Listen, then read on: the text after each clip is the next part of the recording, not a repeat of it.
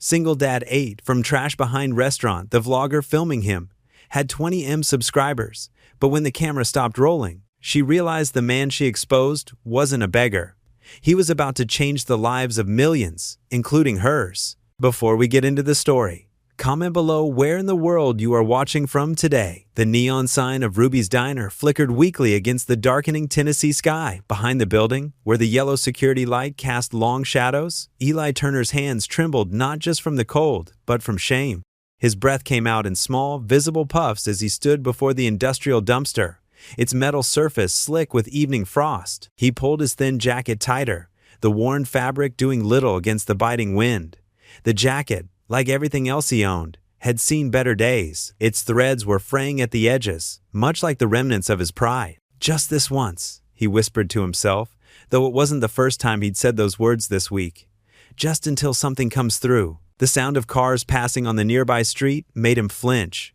Each headlight that swept across the parking lot sent his heart racing. He'd worked at Ruby's for 2 years, served countless plates of meatloaf and apple pie, with a smile until last Thursday when Marie, the owner, had called him into her office with tears in her eyes. "Budget cuts," she'd said, unable to meet his gaze. "I'm so sorry, Eli." Now, here he was, on the other side of the dumpster, looking for dinner. His stomach churned, but not from hunger. The thought of his daughter Gracie waiting at Mrs. Henderson's house next door made his chest ache. She'd asked this morning why they were having cereal for dinner again. Eli closed his eyes briefly, remembering her small face. "Lord," he breathed, "I know I've got no right to ask for much, but please, just help me feed my girl." With trembling fingers, he lifted the heavy lid of the dumpster. The smell of discarded food wafted up, not entirely unpleasant, mostly fresh from the day's service. His eyes caught sight of a paper bag near the top, relatively clean and unopened. Inside, he found a half-eaten chicken sandwich and a generous portion of fries, barely touched. "Thank you," he whispered upward, carefully wrapping the food in a clean napkin he'd kept in his pocket. He'd tell Gracie it was takeout, a special treat. She didn't need to know where it came from. A metallic clang made him jump. He whirled around, heart pounding, but it was just a cat knocking over an empty can. Still, the sound reminded him he needed to hurry. Mrs. Henderson would be expecting him to pick up Gracie soon. His fingers, numb from cold, fumbled with another promising bag. This one contained most of a turkey wrap, still fresh enough to eat. More than enough for both of them tonight. The relief that flooded through him made his knees weak. "Just temporary," he assured himself, though the words felt hollow in the cold air. "Something will come through. Has to." The past week had been a blur of job applications and rejected phone calls. Too qualified, not qualified enough, no positions available. The rent was already late, and his savings, what little he'd managed to put aside, had gone to keeping the lights on. Eli carefully placed the food in his backpack, making sure nothing would get crushed. He'd heat it up at home, make it look nice for Gracie. She deserved better than dumpster scraps, but it was better than another night of hunger. A sharp gust of wind cut through his jacket, and he shuddered. The temperature was dropping faster now, the night settling in with its familiar weight. In the distance, a car door slammed, making him flinch again. He needed to move quickly. Being caught like this would be more than his fragile pride could bear. His hands shook as he zipped up the backpack.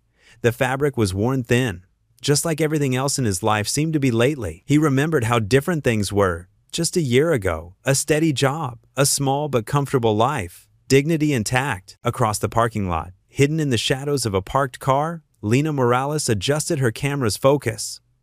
The small red recording light blinked steadily as she captured every moment of Eli's desperate search. Through her viewfinder, she watched him pause to wipe his eyes with the back of his hand. "Perfect," she whispered to herself, zooming in on his hunched shoulders.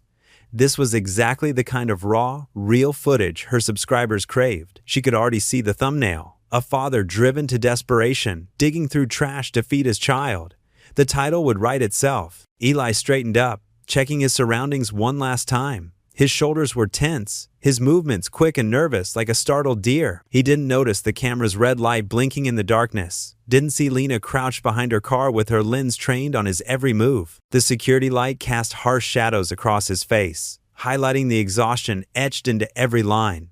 He looked older than his years, worn down by circumstances he never could have predicted. His wedding ring caught the light as he adjusted the backpack strap, a small glint of gold that spoke of better days. "Sorry, Sarah," He whispered to the night air, a private moment between him and the memory of his late wife. I promised to take care of her, but his voice trailed off, lost in the wind. The cold was becoming unbearable now. Eli pulled his jacket closer, though it did little good. He took one last look at the dumpster, shame and gratitude warring on his face. Then, squaring his shoulders, he began the walk to Mrs. Henderson's house, each step heavy with the weight of his circumstances. Lena's camera followed his retreating figure, capturing every weary step. The red light continued to blink, recording a story she was certain would touch millions. What she couldn't record was the prayer Eli whispered with each step, a desperate father's plea for a better tomorrow. Just help me keep her fed, Lord. Just help me keep her safe. That's all I ask. Please. The night grew colder, the wind sharper. Eli disappeared around the corner, carrying his scavenged dinner and what remained of his dignity. Behind him, the dumpster stood as a silent witness to his desperation, its shadow stretching long across the empty parking lot. In the darkness, Lena lowered her camera, the red light still blinking. She had her footage raw, real, and heart-wrenching. Everything her viewers would want to see. What she didn't yet know was how this simple act of recording would change not just Eli's life, but her own. The morning sun filtered through thin curtains, casting weak shadows across the worn carpet of the small apartment. Eli Turner's eyes opened slowly, his back stiff from another night on the old couch. He'd given Gracie the only bedroom when Sarah passed. The springs creaked as he sat up, running a hand through his short dark hair. "Daddy, look what I made!" Gracie's voice carried from the kitchen table, bright and clear as a bell. She sat surrounded by her colored pencils, her small legs swinging beneath her chair. Eli's heart squeezed at the sight of her. Even in their struggles, she remained his ray of sunshine. Her dark pigtails bounced as she held up her drawing proudly. "What have you got there, sweetheart?" He walked over, his joints protesting from the night's dumpster dive. "It's you!" She pointed at the stick figure wearing what looked like a cape. "See? You're fixing everything, like you always do." Eli swallowed hard, studying the childish illustration. In Gracie's drawing, his stick figure self wore a big smile, tools floating around him like magic wands. If only fixing things were that simple. "That's beautiful, baby girl." He kissed the top of her head, breathing in the sweet smell of her strawberry shampoo. "You hungry for breakfast?" "Starving," she declared, adding another star to her drawings corner. Eli moved to the coat rack, carefully retrieving the paper bag he'd hidden in his jacket pocket the night before. His fingers brushed against the grease-stained wrapper inside. "Look what I brought us," he said with forced cheerfulness, pulling out the salvaged burger and fries. "Yummy!" Gracie clapped her hands. "From Ruby's? I love their fries." "Sure is." The lie tasted bitter in his mouth. He divided the food onto 2 plates, giving her the larger portion. "Just needs a quick warm-up." As he placed the plates in their ancient microwave, 3 sharp knocks echoed from the door. Eli tensed, his mind jumping to the overdue rent notice sitting on the counter like a ticking bomb. "Eli Turner, open up, young man!" The familiar voice of Mrs. Darlene Whitaker carried through the thin door. Relief flooded through him. "It's just Mrs. Darlene," he told Gracie, who had looked up with worried eyes. He opened the door to find their elderly neighbor standing there, her silver hair perfectly set despite the early hour. She clutched a large covered pot in her hands, the smell of homemade soup wafting through the hallway. "Good morning, Mrs. Darlene," he said politely. "Don't you good morning me?" she replied, though her eyes were kind. "I made too much soup yesterday, and my arthritis is acting up something fierce. You'd be doing me a favor taking some off my hands." Eli recognized the lie for what it was, a gentle fiction to preserve his dignity. His cheeks warmed. "That's kind. But we're okay. Just had breakfast, actually." "Hi, Mrs. Darlene," Gracie called from inside. "Are those your magic beans?" The elderly woman's face lit up. "Sure is, sugar. The very same soup that made your daddy grow so tall when he was just a boy next door." Eli shifted uncomfortably. "Mrs. Darlene, I appreciate it, but..." She fixed him with a stern look that reminded him of his own mother. "Now you listen here, Eli Turner. Pride won't keep a child full, honey." Her voice softened. "The Lord provides through his people sometimes. Don't you go turning away his provisions on account of your stubborn pride." His eyes burned as he glanced at the rent notice on the table. Final notice glared back in bold red letters. The weight of everything, the job loss, the mounting bills, the fear of failing Gracie, pressed down on his shoulders. "Thank you," he whispered, accepting the pot with trembling hands. Mrs. Darlene patted his arm. "You're a good father, Eli. The Lord sees that." She peered around him to wave at Gracie. "You eat up all those magic beans, young lady. They'll make you strong like your daddy." After Mrs. Darlene left, Eli stood in the kitchen, staring at the soup pot.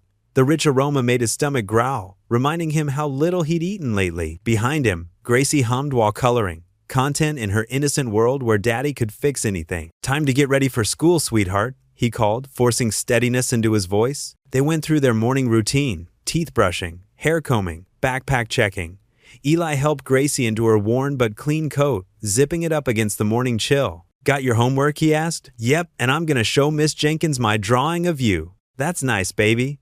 He gathered her lunch bag, empty except for some crackers and the last apple from their fridge. They walked hand in hand to the bus stop, Gracie skipping every few steps. Other parents and children gathered there, some offering polite nods. Eli noticed a few whispered conversations, quick glances. Had they seen him behind Ruby's last night? The yellow bus rumbled around the corner. Gracie turned to him, throwing her arms around his waist in a fierce hug. "You're my hero, Daddy," she whispered into his jacket. Eli forced his lips into a smile, running a gentle hand over her hair. Inside, his heart cracked a little more, knowing heroes shouldn't have to dig through dumpsters to feed their little girls. The bus doors opened with a hydraulic hiss. Gracie bounded up the steps, turning to wave from her window. Eli kept his smile firmly in place, waving back until the bus disappeared around the corner. Only then did he let his hand drop, along with the mask of cheerful strength he wore for her sake. The morning air felt colder somehow, as he stood alone at the bus stop, a father trying desperately to be the hero his daughter believed him to be. Lina Morales sat at her editing desk, the glow of 3 monitors casting blue light across her modern Nashville apartment. Her fingers hovered over the keyboard as she reviewed the footage from earlier that night. The man's silhouette moved quietly through the darkness behind Ruby's diner, his movements careful and deliberate. She zoomed in on his face, weathered but dignified, illuminated briefly by the security light. His eyes held a weight she couldn't quite describe. The timestamp showed 9:47 p.m. "Perfect," she whispered, cutting away the excess footage. Her channel, Acts of Real Life, had covered homelessness before, but something about this felt different. This wasn't just another nameless face on the street. This was a father trying to feed his child. The editing software hummed as she added soft background music, nothing too dramatic, just enough to underscore the moment. Her usual intro graphics appeared. Acts of Real Life presents. Then the footage began to play. She watched it again. The man checked over his shoulder before reaching into the dumpster. His hands trembled slightly as he retrieved what looked like half-eaten sandwiches and fries, wrapping them carefully in napkins. The security light caught his face again. This time she could see him mouth what appeared to be a prayer. Lina's finger paused over the delete key. Something didn't feel right, but this was news, wasn't it? This was real life. This was what her channel was about, showing the truth that people needed to see. She typed out the title, "Single Dad Eats from Trash America. Are we watching?" "Upload," she muttered, clicking the button. It was just past midnight. She stretched and walked to her kitchen, pouring herself a glass of water. The city lights twinkled through her floor-to-ceiling windows. Her apartment felt too big suddenly, too empty. Her phone buzzed. The video was processing. By 3 a.m., she couldn't sleep. The video had only been live for 2 hours, but the numbers were already climbing. 50,000 views. 100,000. The comments section exploded. "This breaks my heart. What's wrong with our country? Fake. Everything's fake these days. Someone help him." Lina pulled her knees to her chest, scrolling through the responses. Local news stations were already reaching out through her website contact form. Good Morning America wanted to know if she had more footage. By sunrise, the video had hit 1 million views. Her phone wouldn't stop buzzing with notifications. She watched as social media platforms picked up the story. Twitter threads analyzed every detail of the footage. Someone had already identified Ruby's diner from the sign in the background. "The way he wrapped that food so carefully," one tweet read. "That's a father's love right there." But there were other comments too, cruel ones. People questioning why he didn't go to a food bank, suggesting he was scamming, calling him names that made her stomach turn. Lina paced her apartment, coffee growing cold in her hand. The morning shows were running the story now. She could see her footage playing on multiple networks, their anchors discussing poverty in America with perfectly concerned expressions. This viral video, captured by social media influencer Lina Morales, shows the heartbreaking reality. She muted the TV. The man's face stayed with her, that quiet dignity, the careful way he moved, like someone trying to remain invisible. She hadn't caught his moment of prayer in the final edit. It felt too private somehow. Her phone rang. Her manager, excited about the viral hit. "This is huge, Lena. We're talking mainstream coverage.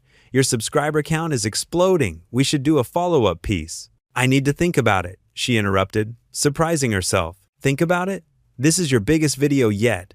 The ad revenue alone?" She hung up. The morning sun filled her apartment now, but she felt cold.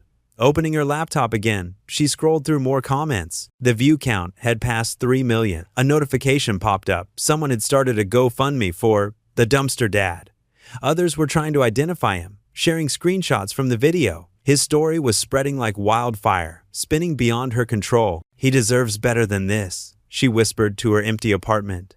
The man's prayer echoed in her mind, a private moment she'd invaded with her camera. Her eyes caught on a comment that had gathered thousands of likes.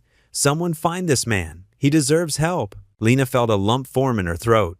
She closed her eyes, seeing again how tenderly he'd wrapped those leftover fries like they were precious gifts for someone he loved. Her chest tightened with an unfamiliar feeling.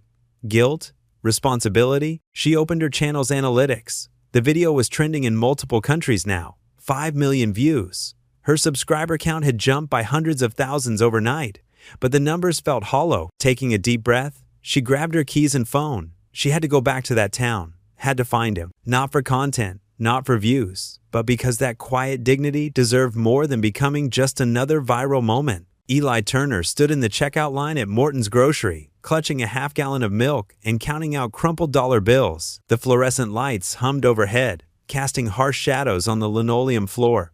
He kept his eyes down, the way he always did these days, but something felt different. The usual quiet of the small-town store had shifted to whispers and stolen glances. A middle-aged woman in front of him kept turning around, her eyes wide with recognition. Eli shifted uncomfortably, wondering if he had something on his face. When he reached for his wallet, the cashier, Jenny, according to her name tag, touched his hand gently. "Sir, your milk has been paid for," she said softly. Eli blinked. "I'm sorry?" "The lady who just left." She covered it. Jenny pointed toward the automatic doors where a woman was hurrying to her car. "She said to tell you to stay strong." Before Eli could process this strange encounter, a large man in overalls approached him, arms outstretched. "Brother, you're him, aren't you? The Trash Dad hero?" Eli stepped back, but wasn't quick enough to avoid the bear hug that followed. The stranger's embrace was warm but suffocating, smelling of tobacco and motor oil. "God bless you, man. You're what America needs to see." "I think you have the wrong person," Eli managed, extricating himself from the man's grip. His heart hammered in his chest as he grabbed the milk and headed for the exit. More eyes followed him, more whispers. Someone took a photo with their phone. The walk home felt endless. 3 more strangers stopped him. One asking for a selfie, which he declined. 2 others offering him money, which he also refused. By the time he reached his apartment complex, his hands were shaking so badly he could barely grip his keys. Mrs. Darlene was waiting outside his door, her iPad clutched to her chest like a shield. Her usually cheerful face was creased with concern. "Eli, honey, we need to talk." "Mrs. D, I've had a really strange morning." "I know why, child." She followed him inside, her sensible shoes clicking on the worn linoleum. "You better sit down for this." The apartment was quiet, except for the hum of the old refrigerator. Sunlight filtered through the thin curtains, highlighting the wear on their second-hand furniture. Eli set the milk on the counter and sank into his favorite armchair, the one he'd kept after Sarah's accident because it still held her shape. Mrs. Darlene perched on the edge of the couch, tapping at her iPad with determined fingers. "Now, don't you get mad at me for showing you this, but you need to know what's happening." She turned the screen toward him. Eli's blood ran cold as he saw himself in the grainy nighttime footage, illuminated by the security lights behind Ruby's diner. The camera zoomed in on his face as he carefully wrapped half-eaten food in napkins, his movements desperate but deliberate. The view count showed millions. The comment section was a flood of emotions, sympathy, outrage, calls to action. Someone had already started a GoFundMe page in his name. Eli's hands trembled as he held the iPad. The world tilted sideways as he watched his private shame become public spectacle. Every careful lie he'd told Gracie, every moment of quiet desperation he'd hidden from the world, exposed in high definition. "They're calling you a hero," Mrs. Darlene said softly, "for doing what you had to do for your girl." "I'm not," Eli's voice cracked. "This isn't." The sound of small feet padding down the hallway made them both freeze. Gracie appeared in her favorite purple pajamas, rubbing sleep from her eyes. Her dark curls were wild from sleep, so much like her mother's that it made Eli's chest ache. "Daddy?" She squinted at the iPad screen. "Why are you on TV?" The innocent question hit him like a physical blow. Eli looked at his daughter. The reason for every choice, every sacrifice, every moment of swallowed pride, and tried to find words that wouldn't shatter her world. "Because sometimes, baby," he managed, closing the tablet with careful fingers, "the world looks where it shouldn't." A commotion outside drew their attention. Through the thin walls came the sound of car doors slamming, voices calling out, equipment being unloaded. Mrs. Darlene went to the window and peeked through the curtains. "Oh Lord," she whispered, "the news vans are here." The afternoon sun cast long shadows through the dusty windows of Eli's small apartment. News vans still crowded the street outside, their satellite dishes reaching toward the sky like metal flowers. Eli had drawn the curtains, trying to shield Gracie from the constant flash of cameras and curious onlookers. A soft knock at the door made him tense. Gracie looked up from her coloring book, her eyes wide with uncertainty. "Daddy?" "Stay behind me, sweetheart," Eli said quietly, moving toward the door. His shoulders were tight with tension, but his movements remained gentle and controlled. The same calm demeanor he'd maintained through countless military operations and life's hardest moments. When he opened the door, he found himself face to face with a young woman holding a modest bouquet of yellow daisies. She wore simple jeans and a sweater, but something about her seemed polished, practiced. Her dark hair was pulled back in a neat ponytail, and an expensive camera hung from her shoulder. "Mr. Turner?" Her voice was softer than he'd expected. "I'm Lena Morales." Eli's jaw tightened. He felt Gracie peek around his legs, and his protective instinct flared. "The one with the camera," he said flatly. Lena's confidence seemed to waver. She shifted her weight, extending the flowers awkwardly. "I came to apologize. I'm the one who. I filmed you that night." "I know." Eli didn't reach for the flowers. "Mrs. Darlene showed me the video." "May I? Could we talk?" Lena glanced down at Gracie, who was studying her with innocent curiosity. "Please?" Eli hesitated. The hallway behind Lena was mercifully empty. She'd come alone, without a crew. After a long moment, he stepped back, allowing her inside, but keeping himself between her and Gracie. The apartment was small but tidy. Gracie's drawings covered one wall, bright splashes of crayon hope against peeling wallpaper. Lena's eyes lingered on a sketch of what looked like Eli in a superhero cape. "Gracie," Eli said gently, "why don't you color in your room for a bit?" "Okay, Daddy." Gracie gathered her crayons, giving Lena one more curious look before disappearing down the short hallway. Once they heard the bedroom door close, Lena spoke quickly. "I never meant for this to blow up the way it did. I run a channel about real-life stories, and when I saw you that night..." She paused, seeming to realize how it sounded. "I thought I was helping, showing people what's really happening in their own towns, by filming a man at his lowest moment." Eli's voice was quiet but sharp. "Without asking? You're right." Lena set the flowers on the coffee table. "It was wrong, but something incredible has happened because of it. People want to help, Mr. Turner. Thousands of them. They've been asking how to donate, how to support you and Gracie." Eli's expression hardened. "I don't want charity." "It's not charity," Lena insisted. "It's people recognizing someone who deserves better. A veteran, a single father doing everything he can for his daughter." She pulled out her phone, showing him comments from her video. "Look, these are real people, moved by your story. They see your dignity, your strength." Eli's hands clenched at his sides. The battle was visible on his face, pride wrestling with the reality of empty kitchen cabinets and overdue bills. "My story isn't for entertainment." "Then tell it your way," Lena said softly. "Let me interview you, the real you. No tricks, no editing. Just your truth, in your words." She gestured to her camera. "People already care. They just need to know how to help properly." "And what do you get out of this?" Eli asked, years of hard experience making him wary. Lena's professional facade cracked slightly. "A chance to make this right. To use my platform for what it should have been used for in the first place. Connecting people who want to help with those who deserve it." From down the hall came the sound of Gracie humming to herself as she colored. The simple, sweet sound seemed to fill the room, reminding both adults what was really at stake. Eli moved to the window, pulling the curtain back slightly. The news vans were still there, waiting. His reputation was already out there, twisted and simplified into viral content. "But maybe one interview," he said finally, turning back to Lena.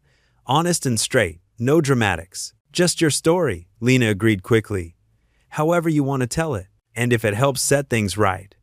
Eli glanced down the hallway where his daughter played, then back to Lena. If it might help others in similar situations, that's all I'm asking for. They stood in awkward silence for a moment before Eli extended his hand.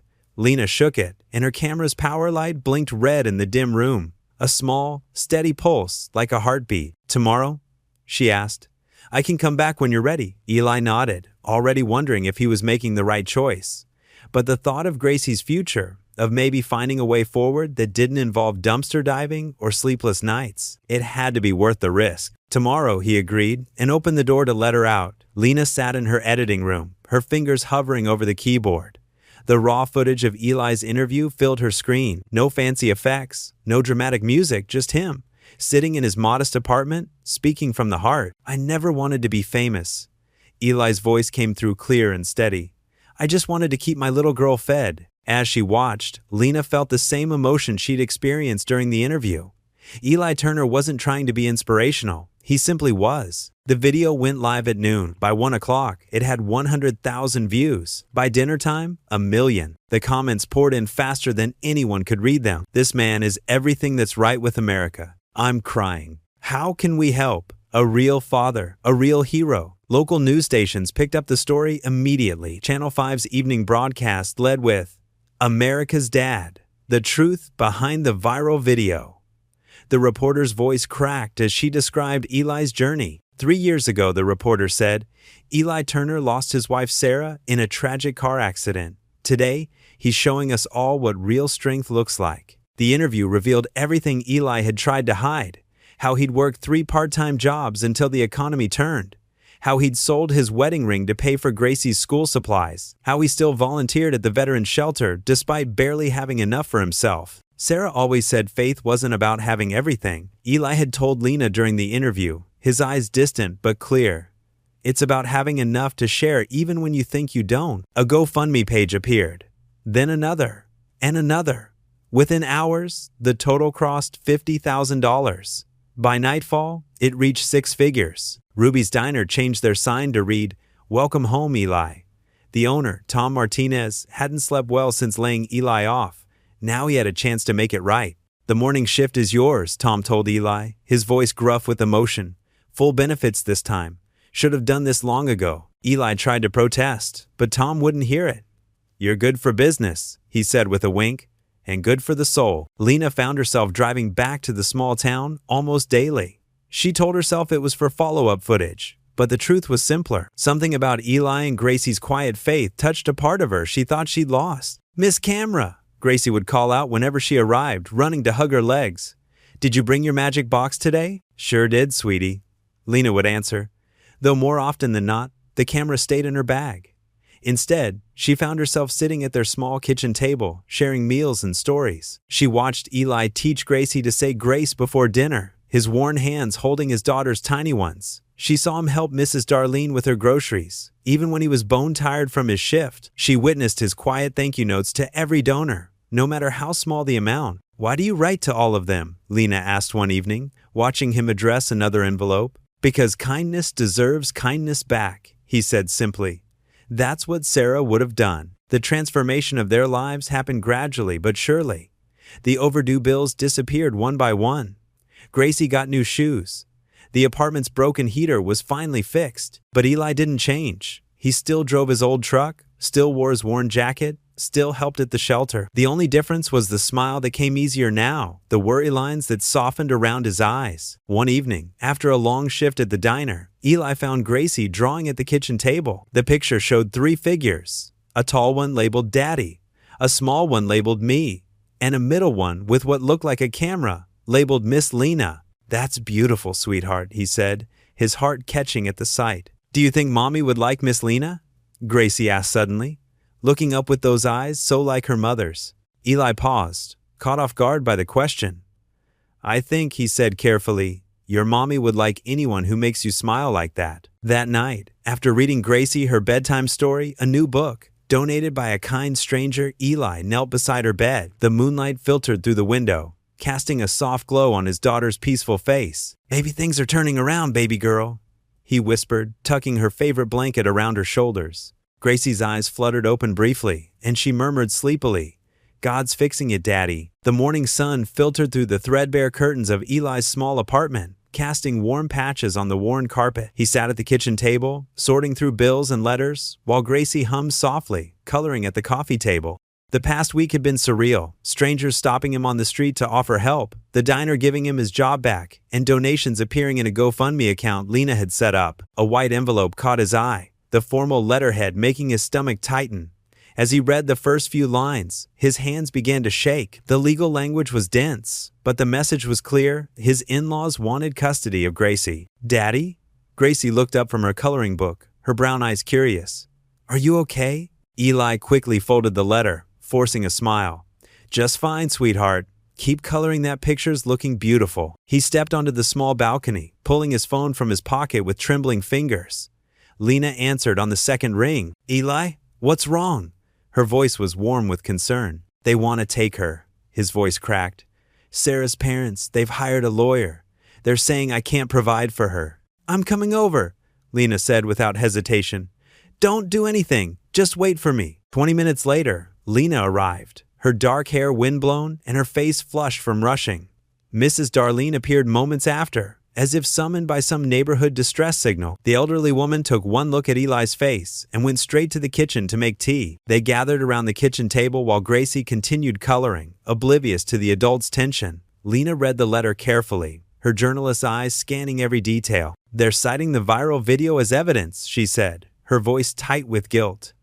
"They're using it to show financial instability." "This is my fault," Eli whispered, running his hands through his hair. "I should have found another way. Should have asked for help sooner." Mrs. Darlene reached across the table and grabbed his hand. "Now you stop that right there, Eli Turner. Ain't nobody's fault but this broken world's. And last I checked, being poor ain't a crime." Lena pulled out her phone, scrolling through contacts. "I know someone at Legal Aid. They help families like yours all the time, Eli. We're not letting this happen." "They never cared before," Eli said, his voice hollow. "Sarah's parents, they cut her off when she married me. Said an army mechanic wasn't good enough for their daughter. Haven't even met Gracie since she was a baby." Mrs. Darlene's face hardened. "Well, ain't that convenient? Now that you're in the spotlight, they suddenly want to play grandparents?" Gracie wandered over, sensing the tension. She climbed into Eli's lap, her small hands wrapping around his neck. "Why do you look sad, Daddy?" Eli held her close, breathing in the scent of her strawberry shampoo. "Just grown-up stuff, baby. Nothing for you to worry about." Lena made the call to Legal Aid, stepping onto the balcony to talk. Mrs. Darlene busied herself in the kitchen, muttering prayers under her breath as she washed dishes that didn't need washing. "They can see us tomorrow morning," Lena announced, coming back inside. "The lawyer says we need to gather character references, proof of your improved employment situation, and documentation of their previous absence from Gracie's life." "I've got photos," Mrs. Darlene piped up. "Every birthday, every Christmas, just you and Gracie. I'll testify myself about what a good daddy you are." Eli nodded, his throat tight. "Thank you, both of you." They spent the next hour making plans, gathering documents, and listing potential witnesses. Mrs. Darlene dug through her phone, finding pictures of Eli volunteering at church events with Gracie. Lena started drafting a media statement, just in case. "We should pray," Mrs. Darlene announced suddenly, reaching for their hands. Lena hesitated for a moment before joining the circle. "Lord," the elderly woman began, her voice strong and sure, "we know you didn't bring Eli and Gracie this far to leave them now. If you bring you to it, you'll bring you through it. Amen, amen," Eli whispered, clinging to that thread of faith. As evening approached, rain clouds gathered outside. Lena reluctantly left to prepare for tomorrow's meeting, promising to pick them up in the morning. Mrs. Darlene hugged Eli fiercely before going home, leaving behind a casserole and her unwavering support. Eli went through their bedtime routine mechanically, helping Gracie brush her teeth and picking out her favorite pajamas with the unicorns. As he read her usual bedtime story, his voice caught on the words, "Daddy?" Gracie touched his cheek. "You don't have to finish if you're tired." He pulled her close, his heart aching with love for this gentle, perceptive child. "I'm never too tired for you, baby girl." After the story, he tucked her in, making sure her stuffed elephant was properly positioned. She fell asleep quickly, peaceful and trusting, while Eli sat in the old rocking chair by her bed, watching her chest rise and fall. Car headlights swept across the room through the blinds, illuminating Gracie's innocent face for a moment. Eli leaned forward, his voice barely a whisper. "They'll never take you from me." Outside, thunder rumbled across the Tennessee sky. A storm was coming. Morning sunlight filtered through the rain-soaked trees as Eli Turner climbed the worn steps of the small law office on Main Street. His work boots left damp footprints on the wooden floors. The brass nameplate on the door read, "James Hargrove, attorney at law," in simple lettering. Inside, Mr. Hargrove's office smelled of old books and coffee. The lawyer sat behind a heavy oak desk, his reading glasses perched on his nose as he studied the custody letter. His weathered face creased with concern. "I won't sugarcoat this, Mr. Turner," Hargrove said, placing the letter down. "Your in-laws have deep pockets and connections. They've hired Caldwell and Ross from Nashville, one of the best family law firms in the state." Eli's shoulders tensed. "But they can't just take her because I'm poor, right?" "No, but they'll try to prove you're unstable." Hargrove leaned forward. "That viral video? They'll spin it their way. Say you're desperate, unable to provide. They'll dig up everything. Your job losses, the late rent, even your time in the army." Eli's throat tightened. "I've never hurt Gracie. Never let her go hungry." "I believe you," Hargrove said softly. "But courts look at stability. These folks will paint you as a struggling vet who can't keep a job. They'll use the media attention against you." The morning light caught the dust motes dancing between them. Eli rubbed his face, feeling the stubble under his palms.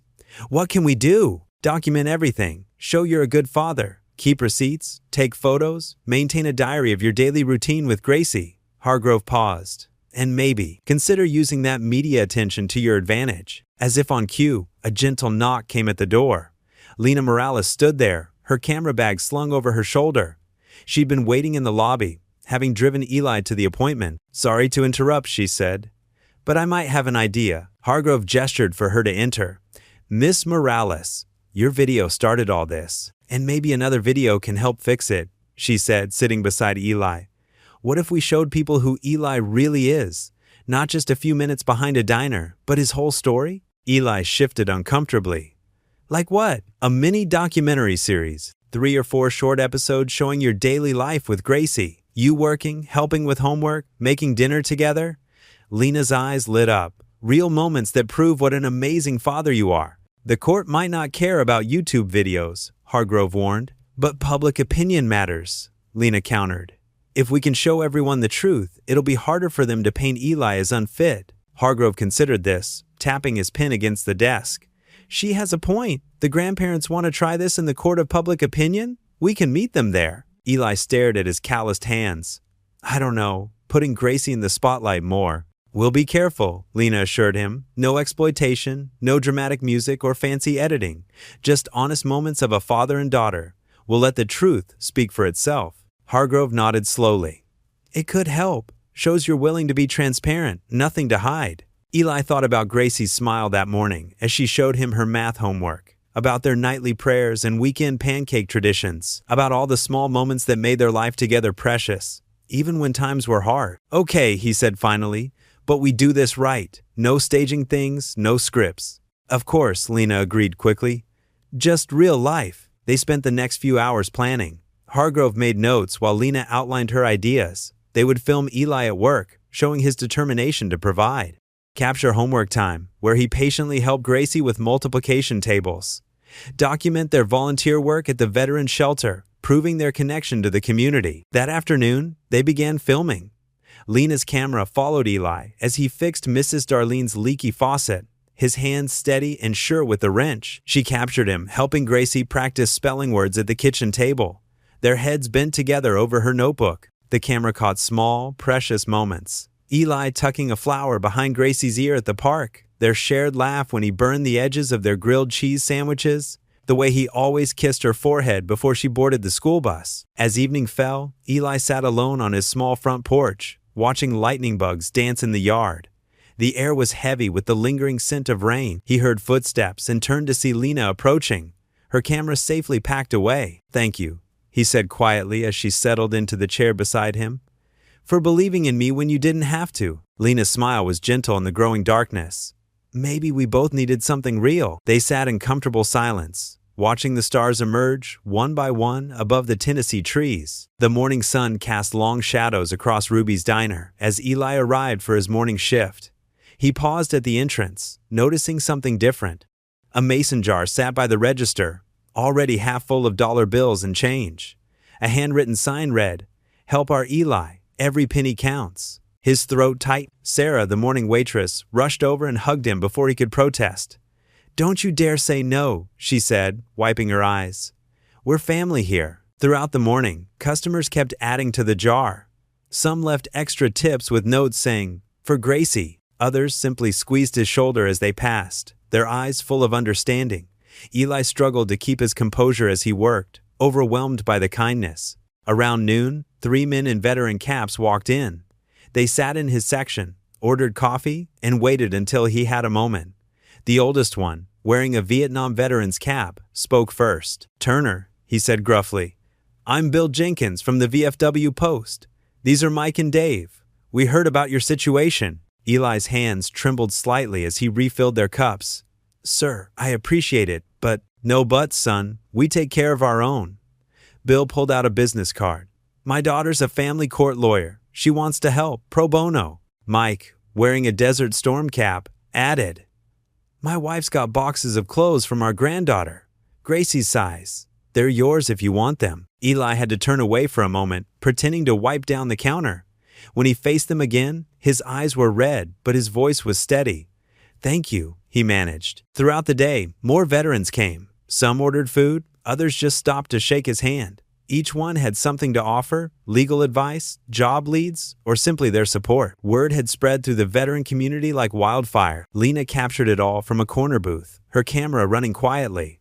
She watched as Eli's stoic facade cracked slightly with each new act of kindness. His shoulders gradually relaxed, and his smile became more genuine. During his break, Eli disappeared for an hour. When he returned, he told Lena he'd been at the local veterans shelter, fixing their broken heating unit. "Least I could do," he said simply. "Got skills. Might as well use them." This became a pattern. Between shifts at the diner, Eli would head to the shelter. He'd fix whatever needed fixing: loose doorknobs, squeaky beds, flickering lights. Lena followed with her camera, documenting how the man who needed help couldn't stop helping others. The shelter director, a retired Marine named Marcus, watched Eli work one afternoon. "Man's got golden hands," he told Lena, "and a bigger heart than most." Gracie started coming along after school. She'd sit at a table in the shelter's dining area, doing her homework while Eli worked. Soon she was helping serve meals, her small hands carefully balancing paper plates as she walked between tables. Lena caught beautiful moments between father and daughter: Eli teaching Gracie how to use a screwdriver, Gracie drawing pictures for the shelter residents, both of them praying before meals with the veterans. These weren't staged moments for the camera. They were genuine glimpses of love in action. One evening, as Eli worked on fixing a broken bed frame, Lena noticed how he explained each step to Gracie. His voice was patient, his hands gentle as he showed her how to tighten bolts. "See this part here, sugar?" he said, pointing to a loose joint. "Sometimes things break, but that doesn't mean they can't be fixed. Just needs the right tools and a little care." Gracie nodded seriously. "Like how God fixes broken hearts, Daddy." Eli paused, his hand stilling on the wrench. "Yeah, baby, just like that." Lena felt her own heart twist at the exchange. She'd been spending more time with them than strictly necessary for the documentary. Something about their quiet strength, their unwavering faith, despite everything, touched something deep within her. She found herself looking forward to their small interactions: Eli's quiet "thank you" when she brought coffee, Gracie's excited waves when she arrived with her camera, their shared glances when something touching happened at the shelter. But she kept these feelings carefully contained, focusing instead on capturing their story. As the day wound down, Eli surprised Gracie with a used bicycle he'd fixed up at the shelter. It was pink and white, with streamers on the handlebars, donated by one of the shelter volunteers. Gracie's eyes lit up like Christmas morning. They moved to the empty parking lot behind the diner. The setting sun painted everything in soft gold as Eli held the back of the bike, running alongside while Gracie pedaled. Her laughter echoed across the asphalt, pure joy in the sound. "Don't let go, Daddy," she called. "I've got you, baby girl," he assured her, though he'd already released his grip. She was riding on her own, wobbling slightly but staying upright. When she realized she was doing it herself, her smile could have lit up the whole town. "Daddy, look at me. "I see you, sugar. You're doing great." Lena filmed from a distance, not wanting to interrupt this precious moment. Through her viewfinder, she watched father and daughter bathed in golden light, Gracie's hair flying behind her, Eli's face transformed by pride and love. This wasn't the broken man from the viral video. This was a father in his element, teaching his daughter to soar. She lowered her camera and whispered, "This is the real America." The evening settled softly over the small Tennessee town, painting the sky in gentle strokes of purple and orange. On Eli's modest front porch, the smell of warm cornbread mingled with the summer air. Lena sat in one of the two weathered wooden chairs, watching as Eli carefully placed 3 mismatched bowls of steaming soup on the small folding table between them. "It's not much," Eli said, his voice carrying that familiar note of humility, "but the cornbread's fresh." "Are you kidding?" Lena smiled, setting her camera aside for once. "This is perfect." Gracie bounced on her toes near the porch steps, her eyes wide with wonder as tiny lights began to dance in the gathering dusk. "Daddy, look! The fireflies are back!" "Go get your jar from the kitchen, sweetheart," Eli called, and Gracie darted inside, her footsteps pattering across the wooden floor. Lena watched the little girl return with an old mason jar, holes carefully punched in the lid. "I used to catch fireflies when I was her age," she said softly, "back in Georgia, before we moved to the city." Gracie skipped down the steps, her giggles floating back to them as she chased the blinking lights. Her small hands cupped the air gently, trying to catch the magical creatures without hurting them. "Careful near the street, baby," Eli reminded her, his eyes never leaving his daughter, even as he broke off a piece of cornbread. They ate in comfortable silence for a few minutes, watching Gracie's joyful pursuit. The soup was simple, chicken and stars from a can, but the cornbread was golden and crumbly, clearly made with care. "This reminds me of Sarah," Eli said suddenly, his voice quiet. "She loved evenings like this. Used to say God painted the sky extra pretty in Tennessee." Lena set down her spoon, sensing the weight of the moment. "Tell me about her?" Eli's eyes stayed on Gracie, but his mind seemed to drift back. "She was a kindergarten teacher. That's how we met. I was doing maintenance work at her school after my second deployment. She had this way of seeing the good in everything. Even when I came back different after Afghanistan, she just loved harder." The fireflies blinked around them like earthbound stars. Gracie's jar already held 3 or 4, their lights pulsing like tiny heartbeats. "The accident happened so fast," Eli continued, his voice barely above a whisper. "Black ice on the highway. I was still overseas. Didn't even make it back for the funeral." He pressed his lips together, fighting back the emotion. "But Gracie, she saved me. Having her to come home to, it gave me purpose." Lena felt tears prick at her eyes. Her camera sat forgotten beside her chair, but for once, she didn't reach for it. Some moments weren't meant to be filmed. "I understand," she said softly. "About loss, I mean. My mom." She paused, surprised at herself for wanting to share. "She died when I was 15, cancer. I prayed so hard, you know, every single day. And when she still..." Lena wiped quickly at her eyes. "That's when I stopped believing." Gracie's laughter floated up from the yard, pure and untouched by the weight of their conversation. "The fame made it worse," Lena admitted. 20 million subscribers, and I never felt more alone. Everyone wanted the peppy, perfect vlogger, the girl who could turn anything into content." She gave a hollow laugh. "I started my channel to help people, to show real stories, but somewhere along the way, you lost your way," Eli finished gently. "Yeah." Lena watched as Gracie carefully released one of her fireflies, smiling as it blinked away into the darkness. "I stopped feeling God completely. Started thinking maybe Mom was wrong about all of it. The prayers, the faith, everything." The crickets had begun their evening chorus, a soft backdrop to their conversation. Eli broke off another piece of cornbread, considering his words carefully. "When I was in Afghanistan," he said, "there were nights so dark you couldn't see your hand in front of your face. No stars, no moon, nothing. But we knew the sky was still there." He gestured toward Gracie, who was now sitting cross-legged in the grass, watching her fireflies with wonder. "Faith isn't about feeling God," he said softly. "It's about trusting He's there, even when you don't." Lena lifted her eyes to the emerging stars above them, tears sliding silently down her cheeks.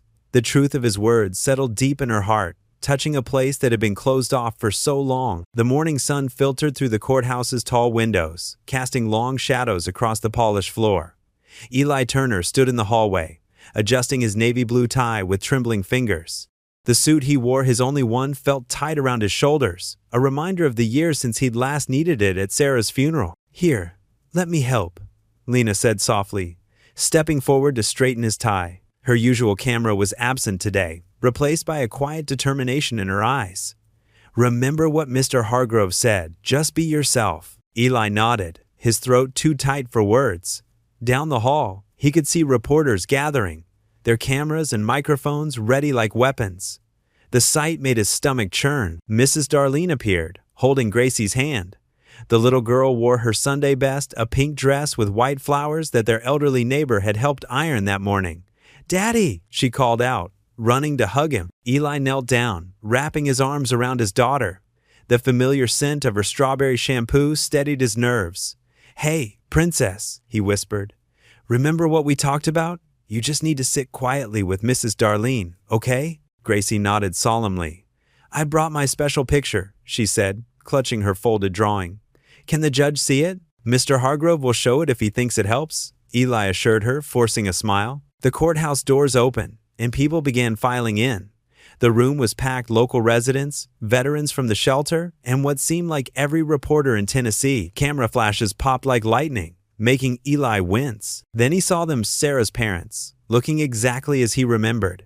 Margaret and Richard Conway sat rigidly on the opposite side, their expensive clothes and perfect posture a stark contrast to his worn suit. They didn't even glance his way. Their lawyer, a sharp-featured man in an Italian suit, was arranging papers with practiced precision. The sight made Eli's hands cold with sweat. "All rise," the bailiff called out. Judge Martha Wilson entered, her gray hair pulled back severely, reading glasses perched on her nose. The preliminary hearing began with the Conway's lawyer painting his picture. His voice dripped with carefully crafted concern as he spoke. "Your Honor, Mr. Turner, while perhaps well-intentioned, has demonstrated severe instability. A man reduced to searching through garbage for food cannot provide adequate care for a child." Eli felt each word like a physical blow. Beside him, Lena's hand found his arm, squeezing gently. "We have a man," the lawyer continued, "living off internet charity, with no stable employment history since leaving the military. His viral fame is hardly a foundation for child rearing. The Conways can provide Gracie with private schooling, regular meals, and the stability she deserves." Mr. Hargrove stood next, his weathered face calm. "Your Honor, if I may present evidence of Mr. Turner's capability as a father." He nodded to the court clerk, who wheeled in a small TV. Lena's documentary footage began to play. The courtroom watched as scenes unfolded, Eli helping Gracie with homework late into the night, the two of them volunteering at the veterans' shelter, cooking simple meals together, while Gracie practiced multiplication tables. "Stop," Eli could be heard saying in one clip. 7 times 8 is 50, 6, remember?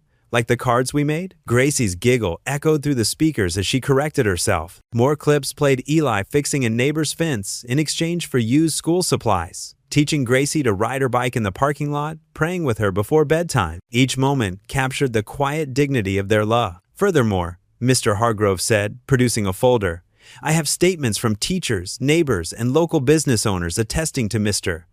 Turner's character and dedication as a father. And this," he held up Gracie's drawing, "was created by Gracie herself." The colorful crayon drawing showed 2 stick figures, one tall, one small, surrounded by tools and hearts. Above them, in careful child's writing, "Me and Daddy fixing everything." A murmur rippled through the courtroom. Judge Wilson studied the drawing carefully. "Mr. Turner," she said, "would you like to address the court?" Eli stood slowly, his legs unsteady. He cleared his throat, looking not at the judge, but at Gracie. "Your Honor, I know I'm not perfect. I know I've struggled. But everything I do, everything I am, is for her." His voice grew stronger as he continued. "When my wife died, I promised her I'd give Gracie all the love in the world. Some days that love looked like leftover food. Some days it looked like telling stories instead of buying toys. But every single day, it looked like trying my best." The courtroom was silent now. Even the reporters had stopped writing. "I'm not ashamed of what I did to feed my daughter," Eli said. "I'm only ashamed I couldn't do more. But I'm learning, I'm working, and with God's help, I'm getting better every day." Judge Wilson removed her glasses, studying Eli intently. "Mr. Turner, I've seen many custody cases in my time. Some parents fight for their children out of pride, others out of spite, but rarely do I see such pure devotion. She glanced at the Conways, who sat stiffly in their chairs. While the grandparents' concern is noted, I see no evidence of neglect, only a father's sacrificial love. Therefore, I am granting temporary custody to Mr. Turner, pending a 6-month review. The gavel struck with finality. For a moment, Eli couldn't move, couldn't breathe. Then the courtroom erupted in cheers. Mrs. Darlene was crying, Gracie jumping up and down beside her. Lena threw her arms around him, her professional distance forgotten in the joy of the moment. "You did it, Eli," she whispered, her eyes bright with tears. Eli hugged her back, his voice rough with emotion. "No, we did." The neon sign of Ruby's Diner cast a warm glow across the parking lot as cars filled every available space. Inside, the usual smell of burgers and fries mixed with the sweetness of fresh-baked cookies that Mrs. Darlene had brought for the occasion. Paper streamers hung from the ceiling fans, and someone had taped hand-drawn hearts to the windows. Gracie's artwork, recognizable by the crooked stars and rainbow colors. Eli stood near the counter, looking somehow both uncomfortable and deeply moved by the attention. His work uniform had been replaced with a clean button-down shirt, and though it was slightly worn at the collar, his quiet dignity made it look like Sunday best. Every few minutes, someone would pat his back or squeeze his arm, and he'd respond with that gentle smile of his, the one that started in his eyes before reaching his mouth. Gracie twirled around in her best dress, her hair clip catching the light every time she moved. She hadn't stopped touching it since Lena gave it to her, treating it like a precious crown. "Daddy, look!" she called out for the 100th time, spinning so the sparkles would dance. "Miss Camera says I look like a princess." "You sure do, baby girl," Eli replied, his voice soft with love. He watched her weave through the crowd of townspeople who'd shown up to celebrate, her joy infectious. Lena stood by the jukebox, her camera capturing moments with careful discretion. She'd learned over the past weeks when to film and when to just let moments be. Tonight, she mostly let the camera rest at her side, wanting to be present in the celebration rather than just document it. Ruby herself, the diner's owner, brought out another tray of mini sandwiches. Her eyes were red from crying happy tears all evening. "Speech," she called out suddenly. "Eli Turner, you get up here and say something." The crowd took up the chant, "Speech, speech."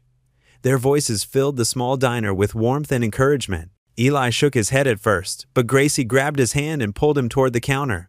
"Please, Daddy, tell them about the angels." He cleared his throat, looking down at his daughter's eager face. The room quieted, waiting.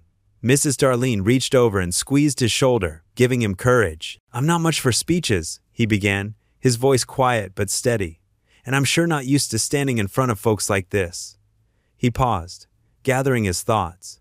"A few weeks ago, I was behind this very diner, looking for food in places no father ever wants to look."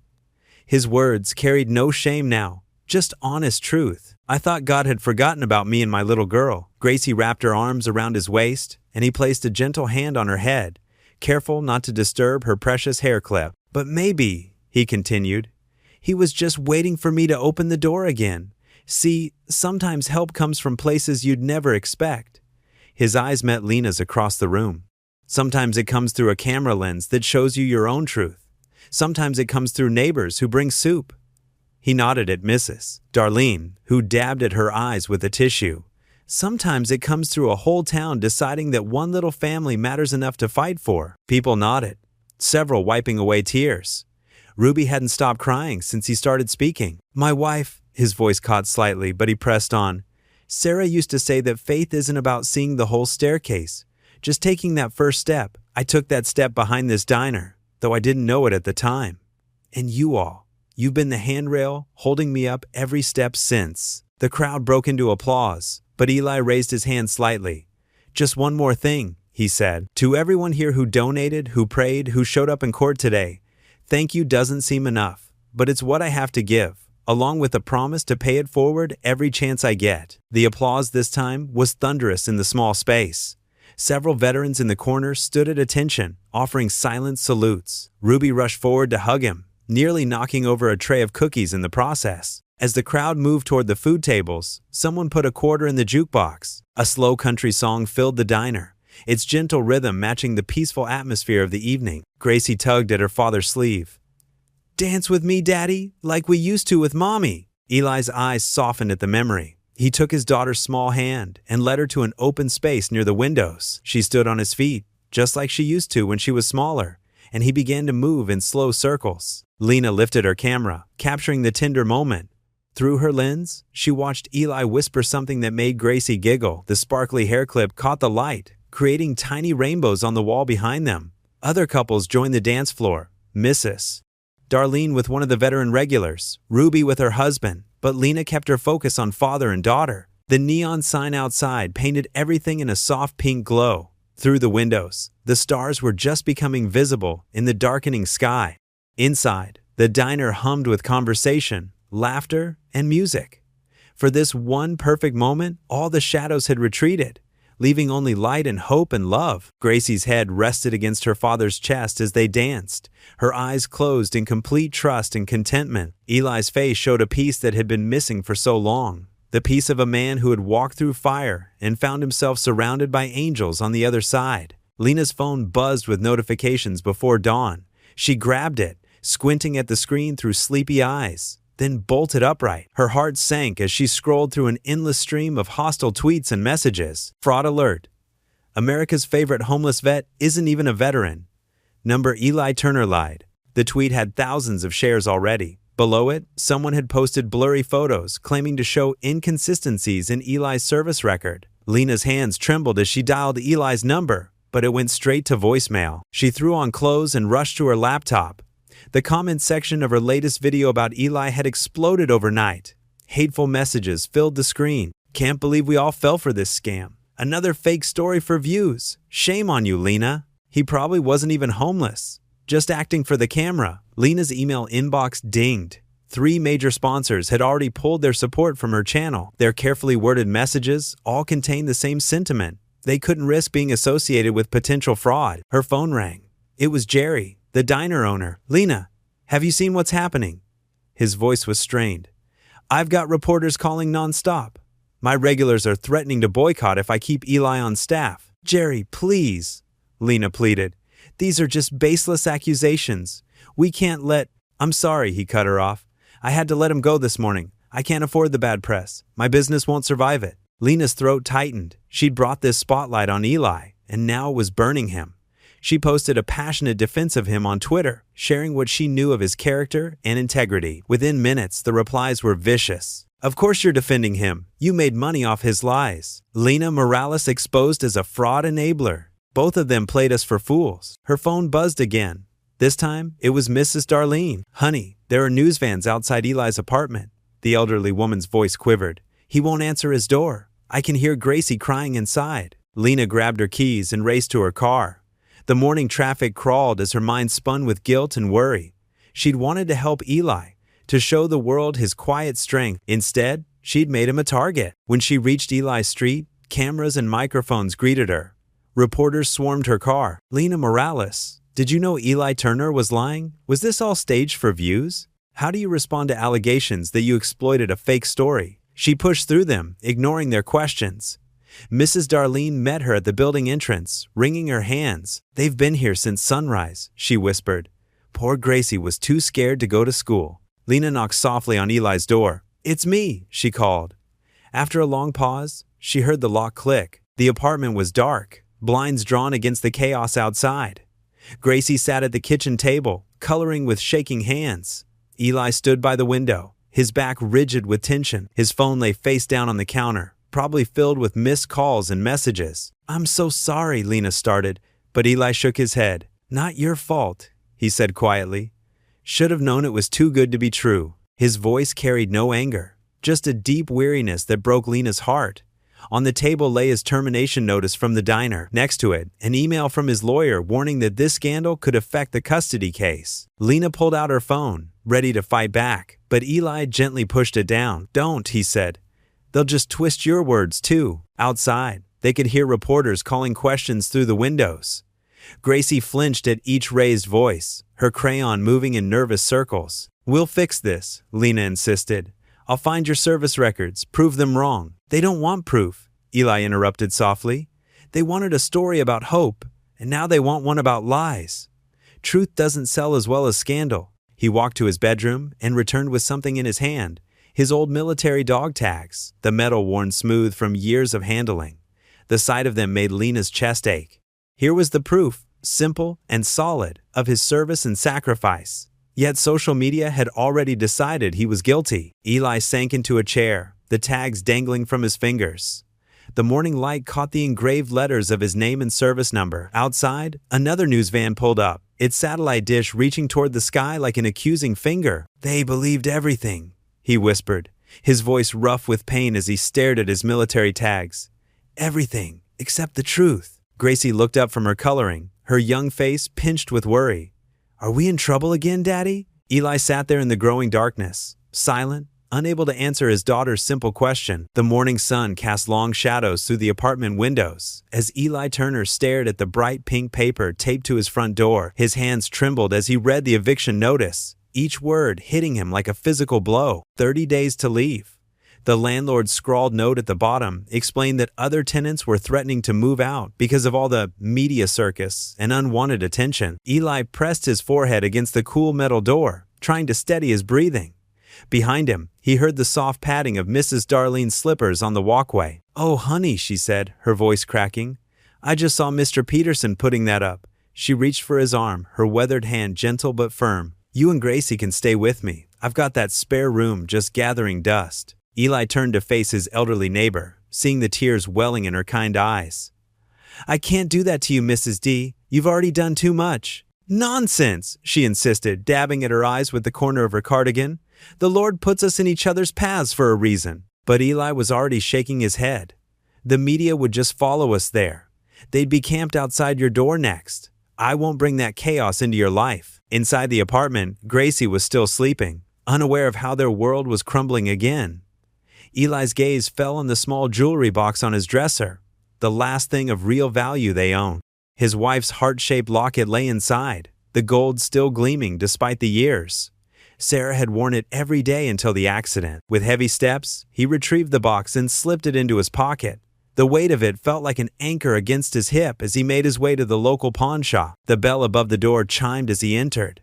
The owner, Mr. Martinez, looked up from his newspaper, recognition flickering across his face. "Mr. Turner," he said quietly, setting aside his reading. Eli placed the locket on the counter, unable to meet the other man's eyes.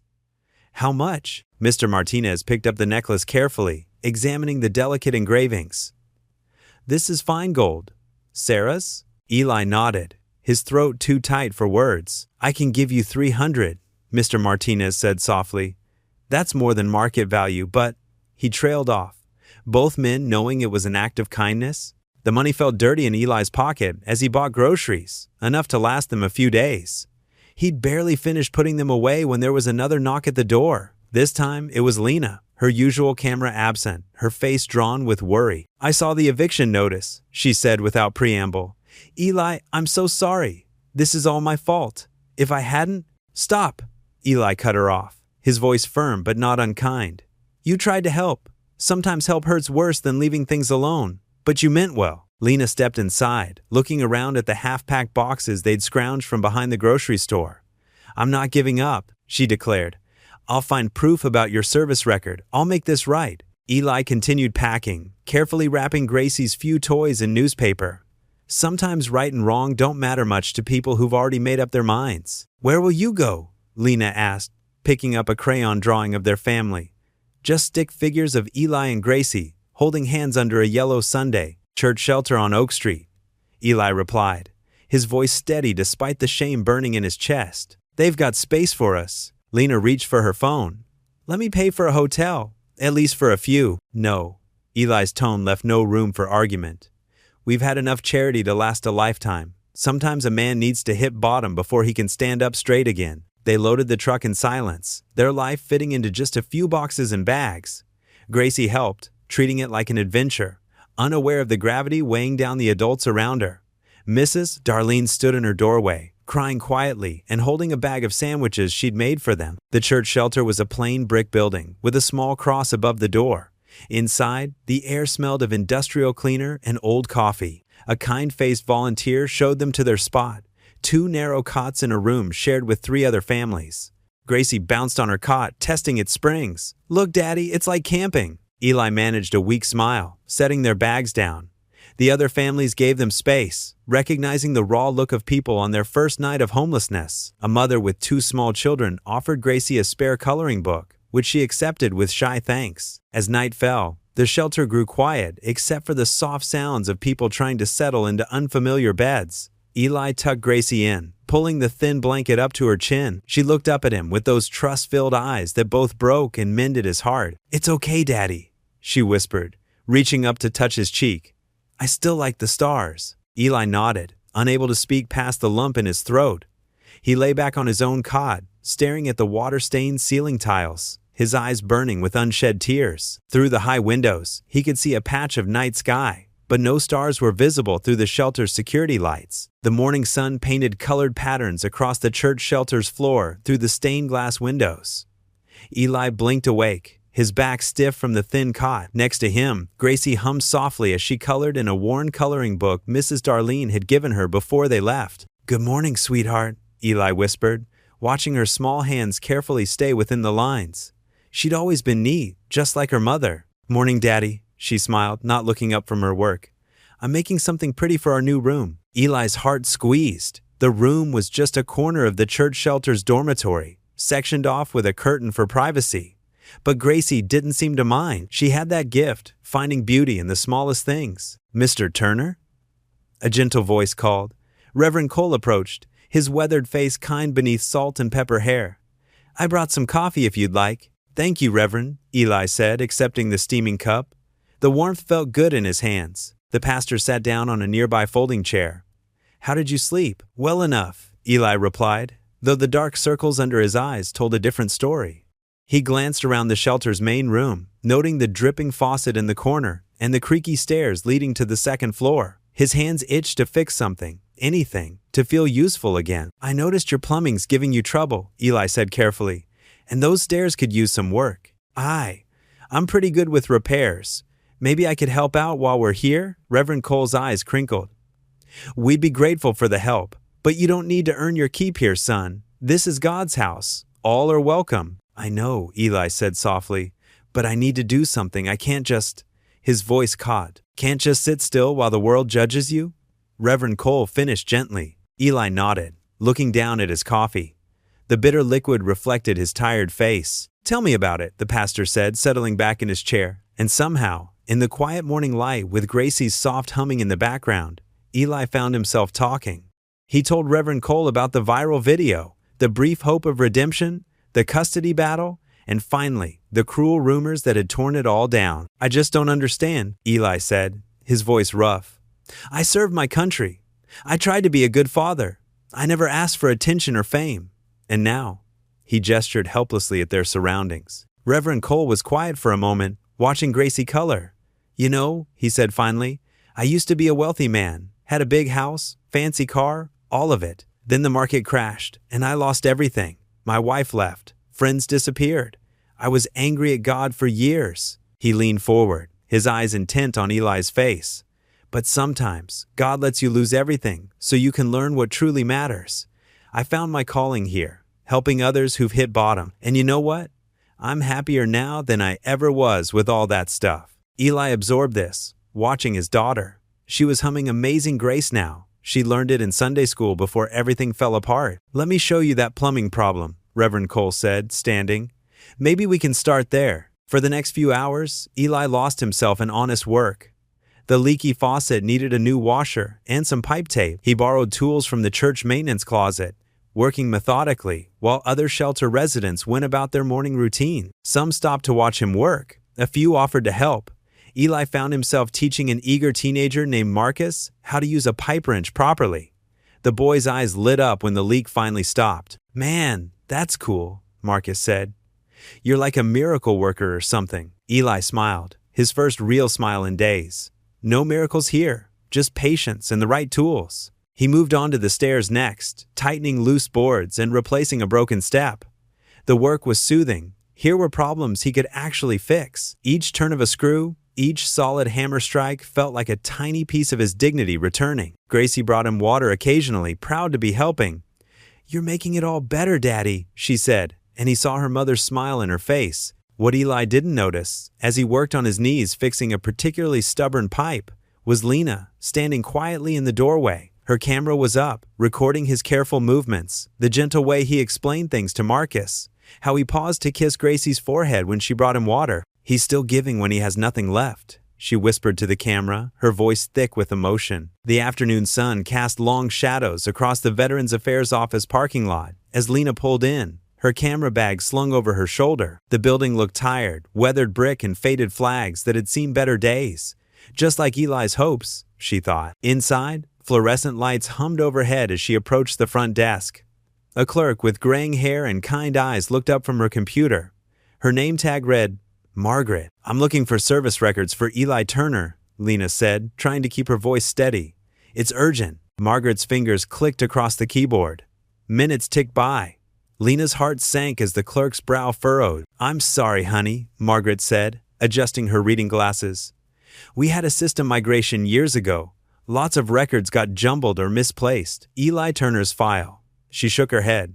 "It's just not here." Lena's shoulders slumped. "There has to be something. Newspaper clippings? Incident reports? Anything?" Margaret thought for a moment. "Well, there was that big flood in 15, down in Miller's Creek. Army helped with evacuations." She pulled out an old newspaper clipping. Some soldiers from his unit were there, including. She squinted at the yellowed paper. Sergeant Alan Brooks. He retired nearby. Lena's heart quickened. "Do you have his address?" 20 minutes later, Lena's GPS guided her down winding country roads. The late afternoon sun filtered through autumn leaves as she followed the directions to a small house on the outskirts of Miller's Creek. The house sat alone, surrounded by tall grass and old oak trees. An American flag hung limp in the still air. Lena parked and walked up the gravel path, her shoes crunching with each step. She knocked. No answer. She tried again. Finally, the door creaked open. A tall man with weathered features stood there, leaning on a cane. His eyes were sharp despite his age. "Sergeant Brooks?" "Haven't been called that in years," he said gruffly. "What's this about?" "I'm looking for information about Eli Turner. He served with you during the Miller's Creek flood." The old soldier's face softened slightly. "Turner? Yeah, I remember him." He studied her face. "You're that YouTube woman, aren't you? The one who started all this mess?" Lena swallowed hard. "Yes, sir, and I'm trying to fix it." Brooks was quiet for a long moment. Then he stepped back. "Come on in. Got something to show you." Inside, the house was neat but sparse. Military photos lined the walls. Brooks disappeared into a back room and returned with a shoebox full of photographs. "Kept everything from those days," he said, lowering himself into an armchair. "That flood, it was something else. Water came up so fast people didn't have time to get out." He rifled through the photos until he found what he was looking for. "There," he said, handing her a slightly faded photograph. "That's your man." Lena's hands trembled as she held it. The image showed a younger Eli, waist-deep in murky water, carrying a small child to safety. His face was focused, determined, the same quiet strength she'd come to know. "We'd been out there for hours," Brooks continued, his voice distant with memory. "Most guys were exhausted, but Turner, he kept going back in. That picture? It was his 5th rescue that day. Little girl was trapped in a floating car with her mama." Lena fumbled for her camera, turning it on. "Sergeant Brooks, would you mind telling that story again, on camera?" He nodded slowly. "About time. Somebody told the truth about Turner." As the red recording light blinked, Brooks spoke with the clear conviction of a soldier remembering one of his own. He described Eli's courage, his quiet leadership, the way he put others before himself. "Man nearly drowned saving that girl," Brooks said, pointing to the photo. "Current was strong, but he wouldn't let go. That's the kind of soldier, the kind of man Eli Turner is." The sun was setting when Lena finally stood to leave. Brooks walked her to the door, the photograph and his testimony safely recorded. "Thank you," she said softly. "This means everything." "Just said it right," he replied. "Turner deserves that much." Back in her car, Lena held the photograph under the dome light. Eli's face looked back at her, younger but with the same quiet dignity she'd grown to admire. Her camera sat in the passenger seat, containing the proof that could restore his honor. Tears welled in her eyes as she whispered, "Thank you, God." The camera's light blinked once more, like a candle of hope in the gathering dusk. The morning sun streamed through the shelter's windows as Lena sat at her laptop, her eyes red from a sleepless night of editing. Empty coffee cups littered the desk around her. She had spent hours piecing together the truth, determined to make this right. Her hands trembled slightly as she clicked upload on her newest video. The truth about Eli Turner, the man behind the viral clip, appeared on her channel, and she held her breath. The video opened with a simple black screen and white text. I made a mistake. This is the real story. Then came the footage, not the sensationalized clips that had made Eli famous, but raw, unedited moments captured during their time together. Eli fixing broken chairs at the shelter, teaching Gracie multiplication tables by candlelight, sharing his dinner with another homeless veteran. Lena's voice narrated softly over the images. The man you thought you knew? He's even better than that. The screen filled with the proof she'd gathered. The retired sergeant's emotional interview played next. Turner? Hell yes, I remember him. During the floods of 18, that man went back into rising waters 3 times to save a family. Didn't even want his name in the report. The faded photograph appeared. Eli in his uniform, carrying a small child through chest-deep water. His face was younger, but wore the same quiet determination she'd come to know. More evidence followed. His service records, finally located in a military archives database. News clippings from his hometown paper about the flood rescue, letters from his commanding officers praising his character. But it was the current footage that hit hardest. Eli at the shelter, still helping others despite having nothing himself. The camera caught him sharing his blanket with an elderly man, teaching a young boy how to tie his shoes, fixing a broken heater while Gracie handed him tools. This is the America I want to show you, Lena's voice continued. Not a man who needs our pity, but one who deserves our respect. I filmed him without permission that first night, thinking I was exposing a problem. Instead, I exposed my own prejudices. The real story isn't about a man eating from dumpsters. It's about a father who would sacrifice anything for his child, a veteran who still serves others, and a human being whose grace under fire should humble us all. The video ended with recent footage of Gracie drawing pictures for other shelter residents, while Eli worked on fixing a broken window. Her small voice carried clearly. My daddy fixes everything. Not just things that are broken. He fixes hearts too. Within hours, the video exploded across social media. The real Eli Turner began trending. News outlets that had questioned his character now scrambled to apologize. Local stations ran retractions. National morning shows picked up the story. The donations started pouring in again, but this time they came with messages of genuine remorse and respect.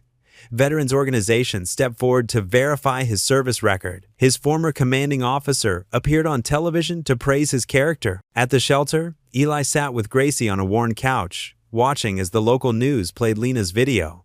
Other shelter residents gathered around, some patting his shoulder, others wiping away tears. The diner owner who had fired him called, voice cracking with emotion, offering not just his old job back, but a promotion to manager. His landlord left 3 voicemails apologizing, begging him to return to his apartment. Gracie bounced on the couch cushion, her eyes shining as she watched her father's story unfold on the small TV screen. Other shelter residents gathered closer, drawn by her excitement and the familiar faces on the screen. Mrs. Darlene had brought over her special cornbread, and the smell wafted through the shelter's common room.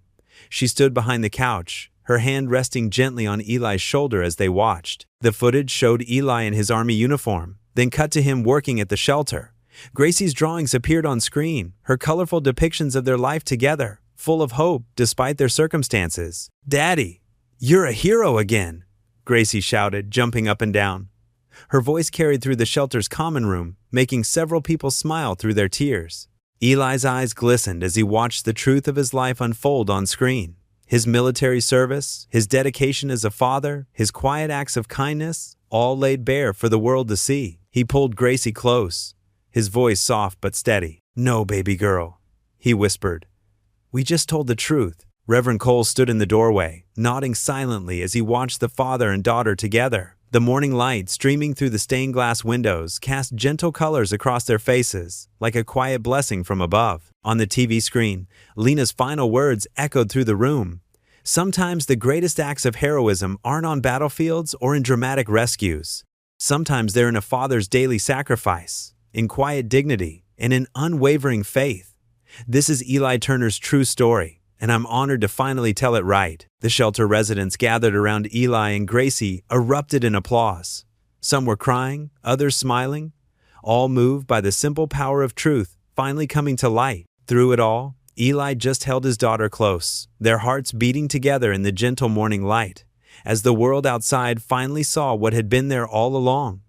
Not just a story of redemption, but a testament to unwavering love, faith, and the quiet strength that comes from both. The late afternoon sun cast long shadows across Main Street as Eli stood outside Ruby's diner, watching a steady stream of customers file in and out. His new name tag gleamed, Assistant Manager. The weight of the past weeks lifted from his shoulders like morning mist burning away. Inside his apartment, boxes of donations waited to be sorted, clothes, books, and supplies that caring strangers had sent. The sight still humbled him. Mrs. Darlene had helped organize everything, labeling boxes with her neat handwriting while humming old hymns. "Daddy, look!" Gracie called from her bedroom. "My drawers are full again." Her voice carried the pure joy only an 8-year-old could muster. The sound made his heart swell. The diner owner, Mr. Ruby himself, had shown up at the church shelter that morning, hat in hand. His weathered face had been creased with regret as he offered Eli not just his old job back, but a promotion. "We need good people," he'd said simply, "and you're the best I know." The town had turned out in force to help them move back in. Veterans from the shelter carried furniture. Church ladies brought casseroles. Even the landlord had apologized, offering a reduced rate for 3 months to make amends. A knock at the door pulled Eli from his thoughts. Lena stood there, arms full of shopping bags, her camera nowhere in sight. "Special delivery," she announced with a warm smile. "Miss Camera." Gracie rushed forward, wrapping her arms around Lena's waist. "Hey, sweetie," Lena laughed, setting down the bags to return the hug. "I brought you some new school clothes. Want to see?" Gracie's eyes lit up as she peered into the bags. "Pink," she squealed, pulling out a sparkly sweater. Eli started to protest. "Lena, you didn't have to." "I wanted to," she cut him off gently. "Besides, every princess needs a proper wardrobe." The apartment filled with the sound of tissue paper rustling and Gracie's delighted gasps as she discovered each new item. Eli watched from the kitchen doorway, his throat tight with emotion. Another knock announced Reverend Cole's arrival, his kind face breaking into a wide smile as he took in the scene. "Looks like I'm right on time for the fashion show," he chuckled. "Come in, Reverend," Eli welcomed him. "Supper's almost ready." The smell of baked chicken and fresh rolls filled the small apartment, real food, cooked in their own kitchen again. They gathered around the table, which Mrs. Darlene had covered with a checkered cloth she'd insisted on giving them. Gracie wore her new pink sweater, beaming as she set out paper napkins with careful precision. "Would you bless the food, Reverend?" Eli asked quietly. Reverend Cole nodded, bowing his head. "Lord, we thank you for this food, for bringing this family home, and for showing us that your grace flows through the hearts of your people. Bless this meal and this home. Amen." "Amen," they echoed. The meal was simple but felt like a feast. Gracie chatted excitedly about returning to school, showing off her new backpack. Lena shared stories about her latest community outreach projects, inspired by Eli's story. The Reverend's deep laugh rang out often, warming the room like sunshine. "You know," Reverend Cole said between bites, "sometimes God's greatest gifts come wrapped in our darkest moments." Eli nodded, remembering those nights behind the diner. "I just wish I'd trusted more," he admitted. "Faith isn't about never doubting," the Reverend replied. "It's about finding your way back to trust, even after the doubt." Lena grew quiet, absently stirring her food. "I lost my way for a long time," she confessed. "But watching your faith, Eli, even when everything fell apart." She trailed off, blinking back tears. Gracie reached over and patted Lena's hand. "Daddy says God sends angels sometimes. Maybe you're ours." The adults laughed softly, but there was truth in the child's words that touched them all. As the evening wound down, Gracie proudly showed off her new clothes, twirling in each outfit while Lena recorded it on her phone, not for content, just for memories. The little girl's laughter echoed through the apartment like music. Mrs. Darlene stopped by with a homemade pie, and soon the small living room was filled with the warm chatter of friends who had become family. They shared stories, remembered darker days, and celebrated the light that had broken through. When it was time to leave, Reverend Cole hugged them all, whispering a final blessing over Gracie as she yawned. Mrs. Darlene fussed over leaving enough leftovers. Lena lingered, helping to clean up despite Eli's protests. Finally, the apartment grew quiet. Eli tucked Gracie into bed, her new clothes laid out carefully for school tomorrow. "I love you, Daddy," she murmured sleepily. "I love you too, baby girl," he whispered, kissing her forehead. After everyone had gone, Eli stepped out onto the small porch. The night air was cool and clear, stars twinkling overhead like distant promises kept. The same stars that had watched over him behind the diner now witnessed his restoration. He leaned against the railing, overwhelmed by the journey that had brought him here. The shame of those desperate nights, the viral video that exposed his struggles, the custody battle, the false accusations, and through it all, a thread of grace that had never truly broken. Looking up at the vast expanse of stars, Eli felt tears well up in his eyes. "You never left me, did you?" he whispered. The diner glowed with warmth on a crisp autumn evening. Its windows steamed up from the crowd inside. Rubies had been transformed for the night. White tablecloths covered the usual chrome tables. Fairy lights twinkled across the ceiling like captured stars, and a small stage stood where the jukebox, usually Saturday. The place buzzed with energy as people in their Sunday best mingled, holding paper plates of comfort, food, and sharing stories that connected hearts across different walks of life. The transformation was remarkable. Where truckers usually sat hunched over coffee and pie, well-dressed families from Nashville now laughed with local factory workers. The checkered linoleum floor that had seen countless spilled meals and hurried conversations now hosted an elegant gathering that somehow felt both fancy and homey at the same time. Mrs. Ruby herself had insisted on keeping the handwritten menu board up, even though tonight's meal was free to all who came. Eli Turner adjusted his tie nervously behind the kitchen door, his reflection catching in the stainless steel surface of the industrial refrigerator. He wasn't used to wearing one, and it felt like it was choking him with every breath. His fingers trembled slightly as he straightened the borrowed sport coat that Reverend Cole had insisted he wear for the occasion. The jacket was a little too big in the shoulders, but it was clean and pressed, and that was what mattered. The smell of fried chicken and cornbread drifted through the kitchen, mixing with his nervous energy. Through the serving window, he could see volunteers bustling around with platters of food, their faces bright with purpose. It was hard to believe that just months ago, he'd been searching through the dumpster behind this very building for scraps to feed his daughter. "Daddy, you look handsome." Gracie beamed up at him, resplendent in her new blue dress that matched her eyes perfectly. Her hair was pulled back with the sparkly clip Lena had given her months ago, the same clip she'd worn to court the day they'd finally won their case. The dress swished when she moved, and she kept smoothing it down with her small hands, clearly delighted with how grown-up she felt. "Thanks, princess." Eli smiled, kneeling to her level so they were eye to eye. "You look prettier than a spring morning after the rain." "Are you scared?" Gracie asked, touching his cheek with her small hand. Her fingers were warm and steady, anchoring him in the moment. "Mrs. Darlene says it's okay to be scared sometimes. She says being scared just means something's important to you. Just a little nervous about talking to all those people," Eli admitted softly, his voice barely above a whisper. The crowd beyond the kitchen door seemed to grow louder with each passing minute, and he could feel the weight of their expectations settling on his shoulders like a heavy coat. "You can pretend they're all fireflies," Gracie suggested seriously, her face scrunched up in concentration. "That's what I do when I have to read in class. I pretend everyone's just little lights that want to hear my story." Eli chuckled, pulling her into a quick hug that smelled of her strawberry shampoo and the faint scent of crayons that always seemed to cling to her clothes. The simple wisdom of children never ceased to amaze him. Somehow, his 8-year-old daughter could find magic in the most ordinary moments and peace in the most frightening one. "5 minutes, Eli," Lena called, poking her head through the swinging kitchen door. She was dressed in a simple black dress that made her look both professional and approachable, her camera hanging from her neck as always. But tonight, it seemed less like a barrier and more like a bridge, a way to connect hearts rather than just capture moments for content. Her hair was pulled back in a neat bun, and for once, she wasn't checking her phone or adjusting camera settings.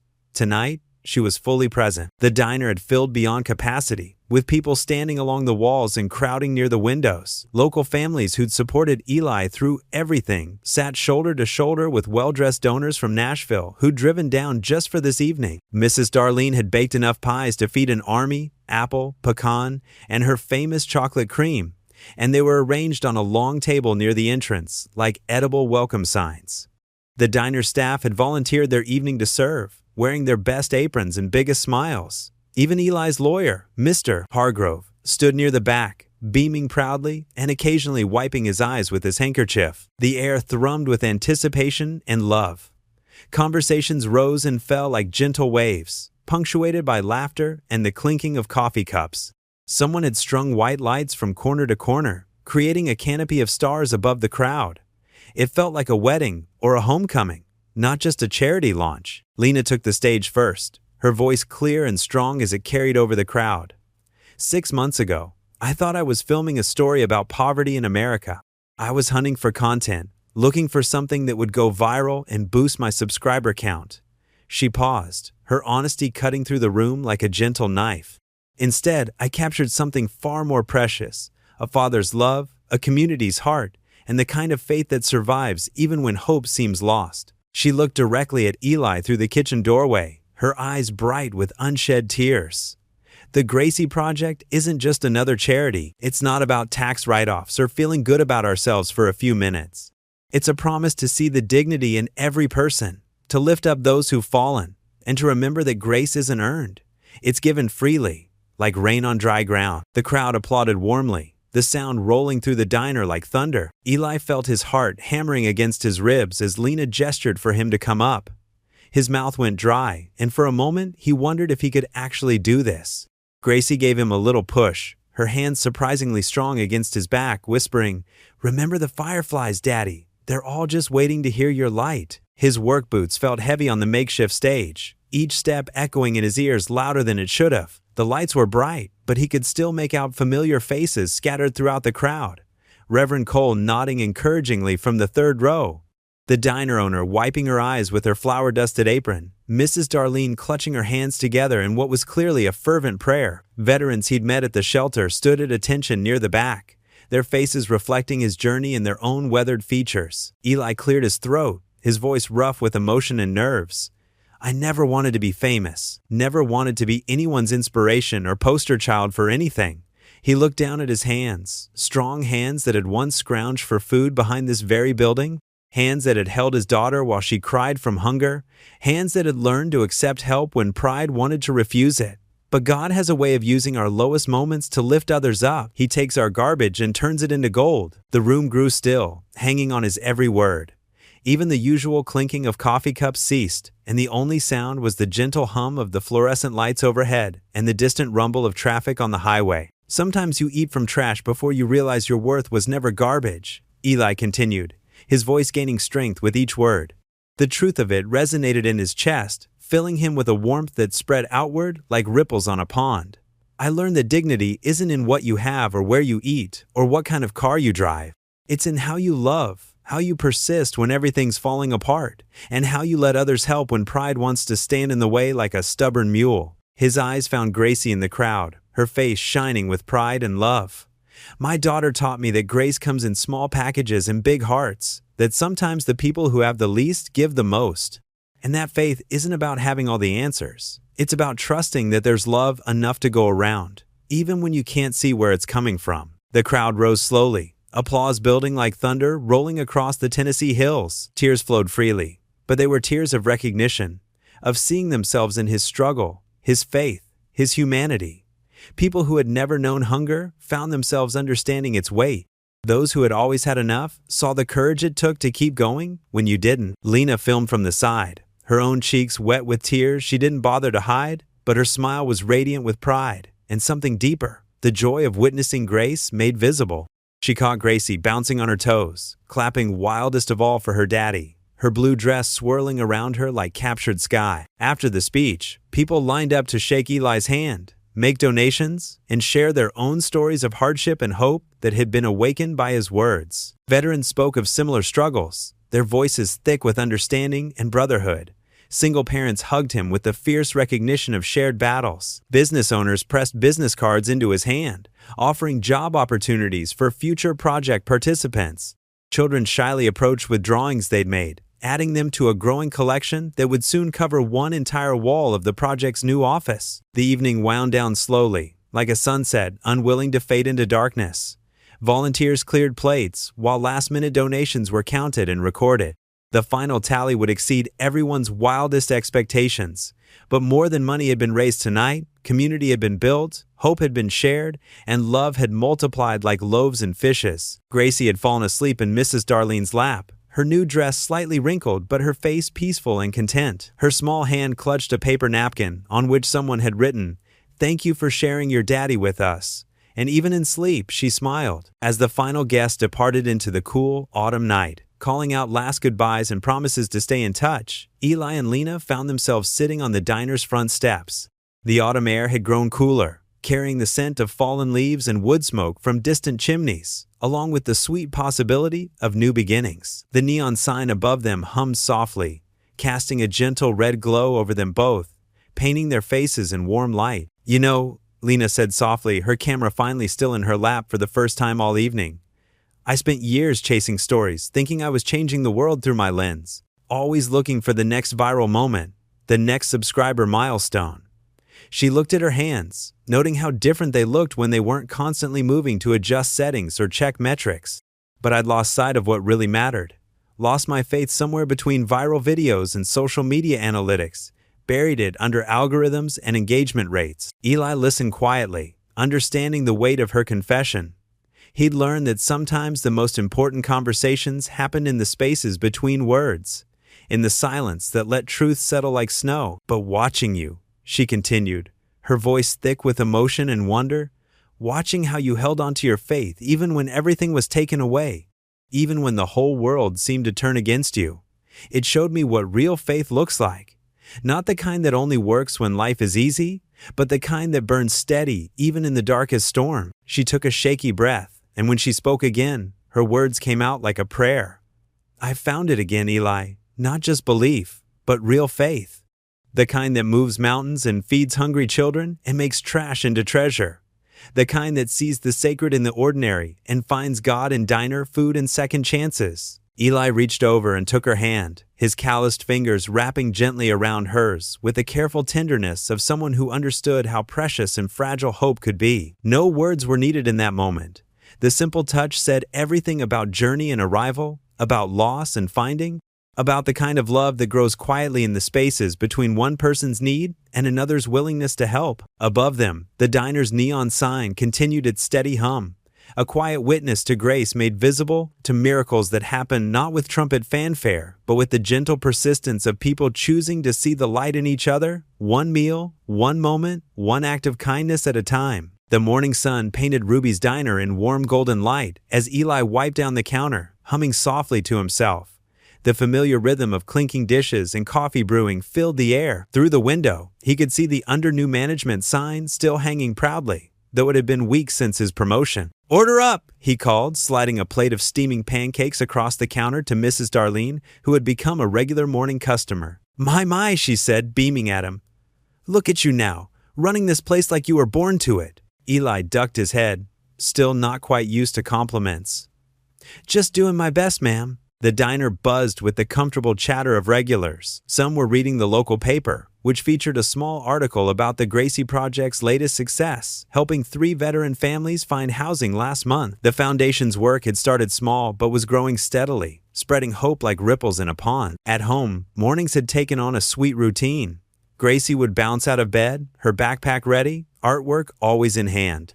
This morning, she'd drawn their little family stick figures of herself, Eli, and now often including Lena, whom she'd started calling Miss Camera since that first day. "Daddy," Gracie had asked over breakfast, "is Miss Camera going to stay forever now?" The question had made Eli's heart skip a beat. He'd carefully stirred his coffee, buying time. "Well, sweetheart, she's moving closer to help with the foundation. That's all we know for sure." But there was more to it, and Eli knew it. Over these weeks, Lena had become as much a part of their lives as the sunrise. She'd traded her flashy vlogs for quiet acts of kindness, filming anonymous good deeds that showed people's better nature. No more viral sensations, just genuine moments of grace. The bell above the diner door chimed, pulling Eli from his thoughts. Lena walked in, her camera bag slung over her shoulder, but closed a sight that still surprised him. She'd been carrying it less and less lately. "Morning, stranger," she said, sliding onto a stool at the counter. "The usual?" Eli asked, already reaching for a clean mug. "You know me too well." She smiled, that warm smile that had become as familiar as his own reflection. As he poured her coffee, Lena pulled out some papers from her bag. "So, I've been thinking about the foundation," she began, then paused, seeming nervous, something he rarely saw in her anymore. "I found a small office space, here in town." Eli set the coffee pot down, studying her face. "Here? But your whole life is in Nashville. Was in Nashville? She corrected gently. The foundation needs someone here full-time and, she traced the rim of her mug with her finger, I've never felt more purpose anywhere else. The words hung between them, heavy with meaning. Eli felt his cheeks warm, and he busied himself with wiping an already clean spot on the counter. That's good news, he managed finally, his voice soft. Gracie will be thrilled. Just Gracie? Lena asked, her eyes twinkling. Before Eli could respond, the kitchen door swung open. His new cook, Tony, a veteran he'd hired through the foundation, called out, "Boss, we got that delivery coming in 10. Saved by the bell, Lena teased, but her eyes were kind. Throughout the morning rush, they fell into an easy rhythm. Lena set up her laptop at the corner table, working on foundation paperwork. Eli moved between tables, greeting customers, many of whom he now knew by name. The diner hummed with life and second chances. During a quiet moment, Eli brought Lena a fresh coffee and leaned against the table. "You know," he said quietly, "a year ago, I was around back of this place, thinking God had forgotten all about me." Lena looked up, her eyes soft with understanding. "And now? Now I know he was just getting started." Eli glanced around the diner at the donation jar for the foundation, at the wall of community photos, at the spot where he'd first seen that red camera light in the darkness. Guess he's still full of surprises. A blush crept up his neck as he said it, realizing how the words might sound. But before either could say more, the door burst open and Gracie ran in, fresh from the school bus, her backpack bouncing. "Daddy, Miss Camera," she called out, clutching something in each hand. "I got ice cream from the truck." She held up 2 slightly melting ice cream bars, chocolate already dripping down her fingers. "Gracie Turner," Eli started, trying to sound stern but failing completely. "You know we have rules about, but it's so hot today," she protested, holding out the drippy treats. "And I used my allowance. One for you and one for Miss Camera." Lena burst out laughing at the sight of Gracie's proud, chocolate-smeared face. "Well, we can't let good ice cream go to waste, can we, Mr. Manager?" Eli looked at his daughter's hopeful expression, at Lena's laughing eyes, at the melting mess that was surely going to drip all over his clean floor, and felt his heart swell with a joy so pure it almost hurt. "I guess not," he conceded.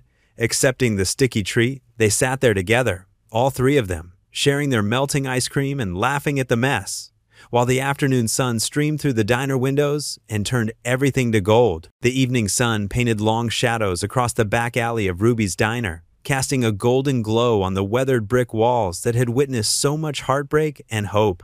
Eli Turner stood there in the lengthening twilight, his calloused hands wrapped around a heavy black trash bag, the weight familiar but carrying an entirely different meaning now. 6 months ago, he'd been here in this very spot, desperately searching through these same steel bins for forgotten leftovers to feed his hungry daughter. Now, as the diner's assistant manager, he was responsible for keeping them spotless and organized, a responsibility he took seriously. He paused in his work, letting the bag rest against his worn jeans as he looked around the transformed space. The metal dumpster gleamed in the fading amber light, recently painted a cheerful sky blue at his own suggestion. Ruby had laughed when he'd proposed the color change, saying nobody ever worried about making trash bins pretty, but she'd agreed anyway. The alley itself was dramatically cleaner too, something he'd made his personal mission. No more scattered newspapers dancing in the wind. No more forgotten food containers growing mold in forgotten corners. No more broken glass threatening bare feet or paws. Even the cracked concrete had been pressure washed until it sparkled, erasing years of accumulated stains, grease spots, and the general neglect that had made this place feel so hopeless. The brick walls themselves told a story of renewal. Where graffiti had once marked territory and despair, someone had painted a simple mural of wildflowers growing through concrete cracks.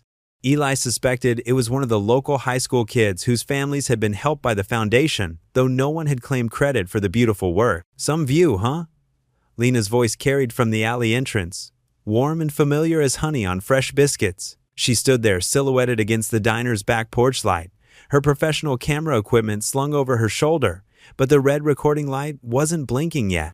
Her dark hair was pulled back in a casual ponytail that had escaped its elastic in several places, and she wore one of the diner's new branded t-shirts, soft blue cotton with Ruby's Family Diner, embroidered in cheerful yellow thread.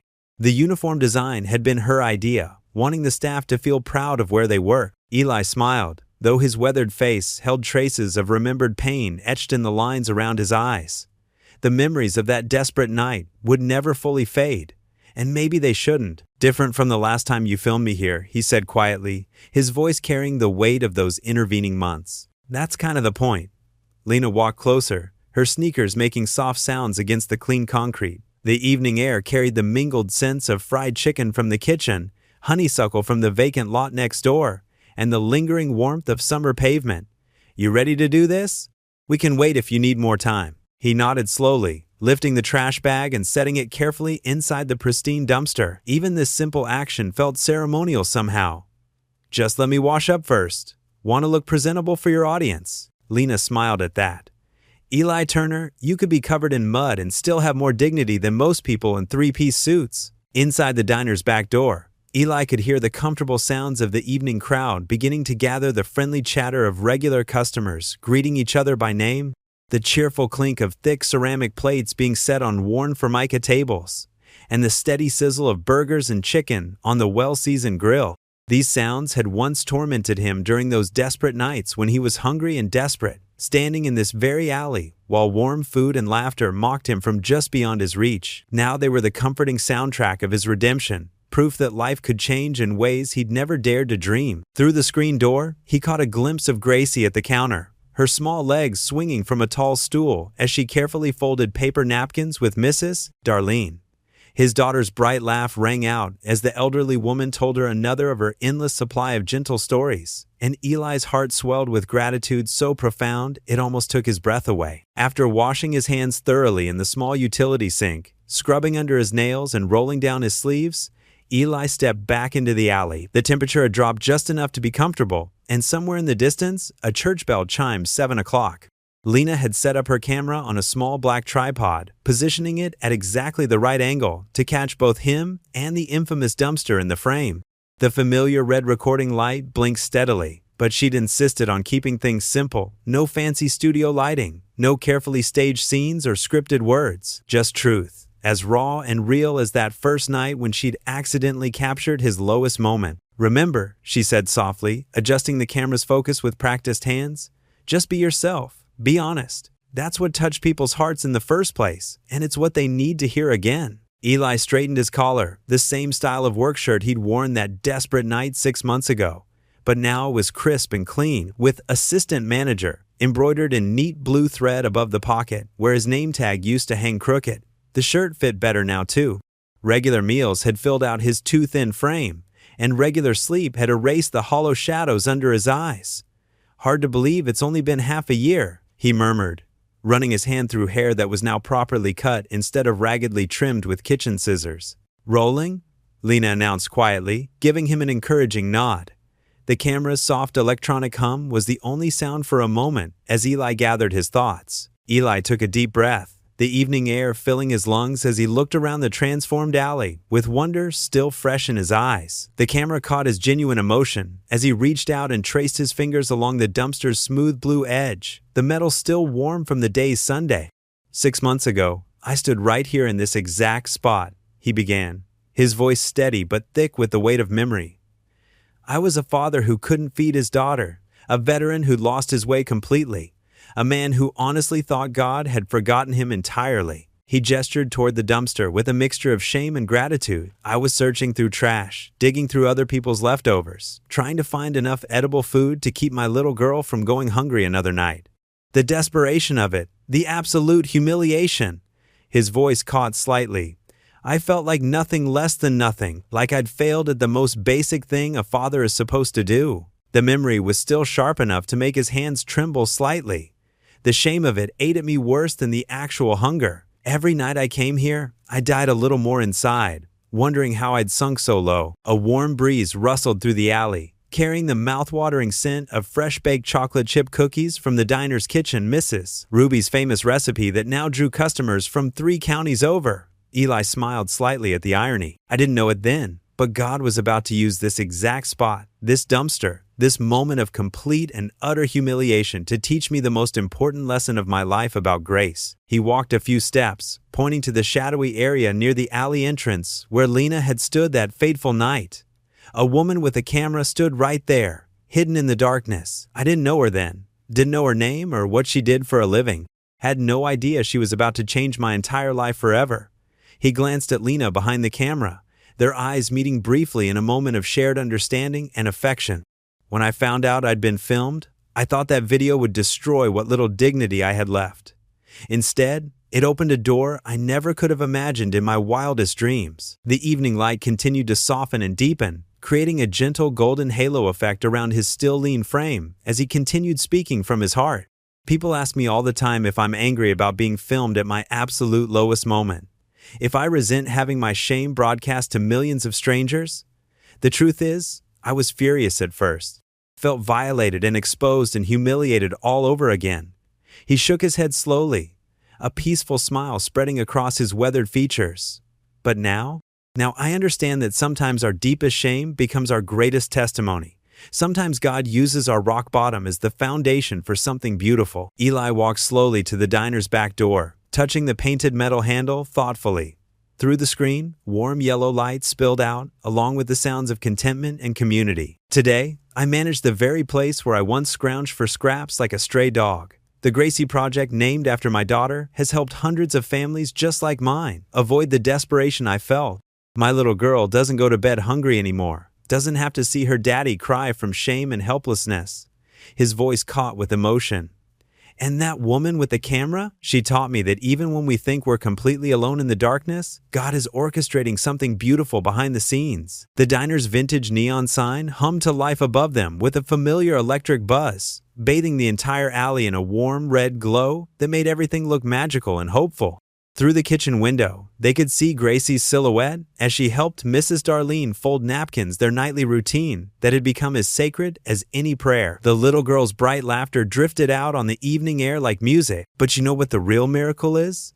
Eli turned back to face the camera fully, his eyes bright with unshed tears of gratitude. It's not the job, though I'm grateful for it every single day. It's not the foundation or all the families we've helped, though that work fills my soul. It's not even having food on our table and a roof over our heads, though those blessings mean everything. He paused, swallowing hard as emotion threatened to overwhelm him. The real miracle is that God used my deepest shame, my most humiliating moment, to show other desperate people that they're not alone in their darkness. That's what grace looks like in action, taking our trash and turning it into treasure. The last rays of sunlight painted the sky in brilliant streaks of orange, pink, and purple, creating a breathtaking backdrop to this sacred space of transformation. Eli stood straighter, his shoulders squared with quiet confidence and his voice growing strong and clear. If you're hungry tonight, whether it's for food, for love, for hope, for purpose, please don't give up. There's still good in this world, still people who care, still a God who sees you even in your darkest hour. He smiled then, the expression transforming his entire face with joy and peace. Your dumpster moment might just be your doorway to grace. The camera held on his radiant smile as the first stars began to appear in the deepening sky above. The evening sun painted Ruby's diner in warm golden light, casting long shadows across the busy parking lot. The familiar neon sign hummed softly overhead, its red glow mixing with the amber sunset that stretched across the Tennessee sky. Inside, the buzz of conversation and clinking plates filled the air with a comfortable harmony that spoke of community and belonging. The diner had transformed over the past 6 months, not just in appearance but in spirit. What had once been simply a place to grab a quick meal had become something far more precious. A large framed photograph dominated the wall near the entrance, catching the sunset's glow through the front windows. In it, Eli Turner stood with his arm around Gracie, while Lena smiled beside them, her hand resting gently on Gracie's shoulder. The words, "Faith fed us," were written in Gracie's crooked but heartfelt handwriting beneath the image, the purple crayon letters slightly smudged but radiating pure love. The photo had become something of a local landmark. People often stopped to take pictures with it, sharing their own stories of hope and recovery on social media, with hashtags like #FaithFedUse and #GracieProject. The dining room itself bore witness to the changes. Where generic corporate artwork once hung, colorful drawings now covered the walls, pictures of rainbows, stick figure families, and houses with crooked chimneys, all drawn by children whose families had been touched by the foundation's work.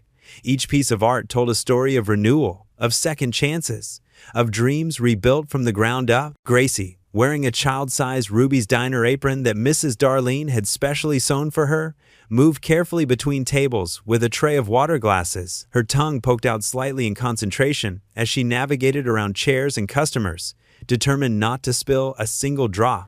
Her face lit up each time she served someone, especially the veterans who came for their weekly free meal program every Thursday evening. She had grown taller over the months, more confident in her movements, but she'd kept that pure-hearted sweetness that touched everyone she met. "Here you go, Mr. Johnson," Gracie beamed, setting down a glass for an elderly veteran in a wheelchair. The man's weathered hand shook slightly as he reached for the water, but his smile was steady and warm. "Daddy says you were in the same place he was the desert, with all the sand and the really hot Sunday." The old veteran chuckled, his weathered face crinkling with joy as he looked down at the little girl who had become like a granddaughter to half the town. "That's right, sweetheart. Your daddy and I have walked some of the same roads, some dusty ones, some rocky ones, but we made it home, didn't we?" Gracie nodded solemnly, then brightened again. "And now you get to eat here every week. Mrs. Ruby makes the best pie, even better than Mrs. Darlene's. But don't tell her I said that." Mr. Johnson winked conspiratorially. "Your secret's safe with me, little one." Eli watched from behind the counter, his heart swelling with pride and gratitude. He wore a crisp white shirt now, with assistant manager, stitched above the pocket in neat blue thread. The title meant less to him than what it represented: stability, dignity, and the chance to give back to a community that had lifted him up when he'd fallen. His hands, still rough and calloused from years of manual labor, now spent more time shaking others' hands in greeting than doing heavy lifting, though he wasn't afraid of hard work when it was needed. The evening rush was picking up, but it felt different now. Families filled booths that had once sat empty during slow periods, the sound of children's laughter mixed with adult conversation, creating a symphony of life that Ruby herself would have loved.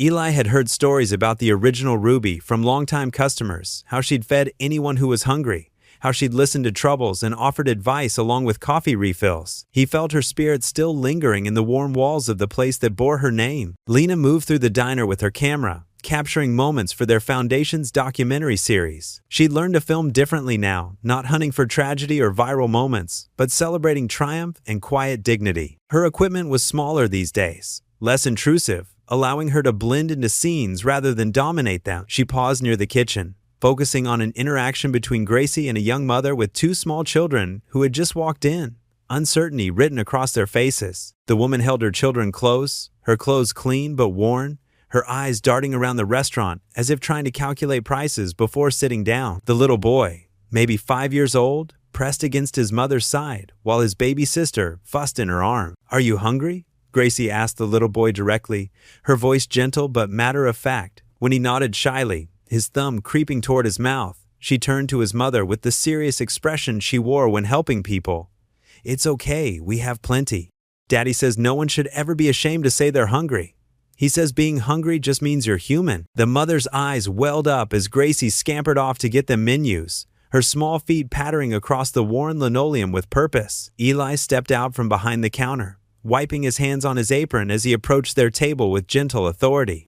He'd learned to read the signs, the way someone held themselves when pride warred with need, the careful way they studied a menu, the quiet desperation hidden behind polite smiles. "Welcome to Ruby's," he said softly, his voice carrying the warmth that had made him beloved by customers and strangers alike. "Everything's on the house tonight. We're celebrating my little girl there just got an A on her spelling test, and we like to share good news." The woman started to protest, her face flushing with embarrassment. "Oh, we can pay for—" But Eli raised his hand with a kind smile, the same gesture he learned from Mrs. Darlene, the one that said, "Let me love you without making it feel like charity. We have a saying here, grace isn't earned, it's given. Please, let us serve you. It would be our honor." Mrs. Darlene, who now had her own special table near the window where she could keep an eye on everything, dabbed at her eyes with a napkin. At 73, she'd seen enough heartbreak and enough healing to recognize both when they appeared. "Lord, look how you work," she whispered, watching the scene unfold. "Look how you take the broken pieces and make something beautiful." The diner had become more than a restaurant. It was a gathering place, a sanctuary of sorts where people came not just for food but for fellowship, for the feeling that they belonged somewhere. The walls, once bare except for generic decorations, now displayed children's artwork, mostly Gracie's, but also drawings from other kids who'd been helped by the Gracie Project. Each picture told a story of renewal, of families pulled back from the brink, of children who'd learned that tomorrow could be brighter than today. Reverend Cole sat in his usual booth near the back, sharing coffee and quiet conversation with some shelter residents. The shelter itself had been renovated thanks to foundation funds, new beds, a proper kitchen, a children's play area, but he still came to the diner several times a week. He said it reminded him that miracles didn't always need stained glass windows to shine through, that sometimes God worked through formica tables and vinyl booths just as powerfully as through cathedral altars. As the evening wore on, the sunset's golden light deepened to amber, then slowly faded to purple. The parking lot began to fill with the dinner crowd, families finishing up at the Little League fields, couples on date nights, elderly folks who came for the early bird special and stayed for the company. Eli stepped outside for a moment, breathing in the cooling air that carried the scent of honeysuckle from the hedges behind the building. The neon sign hummed above him, casting its familiar red glow across the pavement. He remembered standing in this very spot 6 months ago, trembling with uncertainty about the future, shame burning in his chest as he'd tried to find enough courage to ask for work. The same sign had been there then, but everything else had changed. Most importantly, the man standing beneath it. Gracie followed him out, her small hand slipping into his with the natural ease of a child who had never doubted her father's love, even in their darkest times. She looked up at the sign, then at her father, studying his face in the red light. Her eyes held wisdom beyond her years, the kind that came from watching courage in action, from seeing grace triumph over shame. "Daddy," she said softly, her voice barely audible over the distant sound of traffic on the main road. "Remember when we used to be scared to eat?" Eli knelt beside her, their shadows merging on the pavement. The question squeezed his heart, but not with pain, with gratitude so profound it almost overwhelmed him. So much had changed. The diner's lights spilled out behind them, warm and welcoming, painting golden rectangles on the asphalt, so different from those cold nights when he'd hidden in these same shadows, desperate and ashamed. "I remember, baby girl," he answered honestly, his voice steady but soft. They never hid the truth from each other. Not anymore. Honesty had become another form of grace in their lives, the gift of not having to pretend things were better or worse than they actually were. Gracie's face grew thoughtful, her brow furrowing slightly the way it did when she was working through something important. She looked at the people inside, visible through the large windows, at the families eating together, at the veterans sharing stories over coffee, at Lena, capturing it all on camera with the reverence of someone who'd learned to see the sacred in the ordinary. Then she turned back to her father, her eyes bright with understanding that seemed to illuminate the growing darkness around them. "Daddy," she whispered, her voice carrying the pure clarity of childhood, the kind of truth that cuts through complexity and reaches straight to the heart. "We don't have to look for food anymore." Eli smiled, feeling tears gather in his eyes as the simple truth in her words struck deep, not just about food, but about all the ways they'd been fed, by love, by community, by faith, by the kindness of strangers who'd become family. He looked at his daughter, this precious soul who had never lost hope, even in their darkest times, who had taught him as much about grace as any sermon or scripture ever could. "No, baby girl," he replied, his voice thick with emotion as he pulled her into a hug that smelled of French fries and little girl shampoo. "Now we look for hearts to feed." Behind them, the diner's warm lights glowed like a beacon in the gathering dusk, drawing people in from the darkness with the promise of more than just a meal. The same stars that had witnessed their struggles now watched over their redemption, their healing, their growth into something larger than they'd ever imagined possible. And in the red glow of Ruby's sign, father and daughter stood together, no longer hiding in shadows, but standing proudly in the light, ready to share whatever grace they'd been given with anyone who needed it. What would you do if you were in their place? Comment your answer below and let's see how you'd rewrite the ending. If you enjoyed the story of Eli Turner, I handpicked the next story that you will enjoy. Please don't miss this one. Click here to watch it.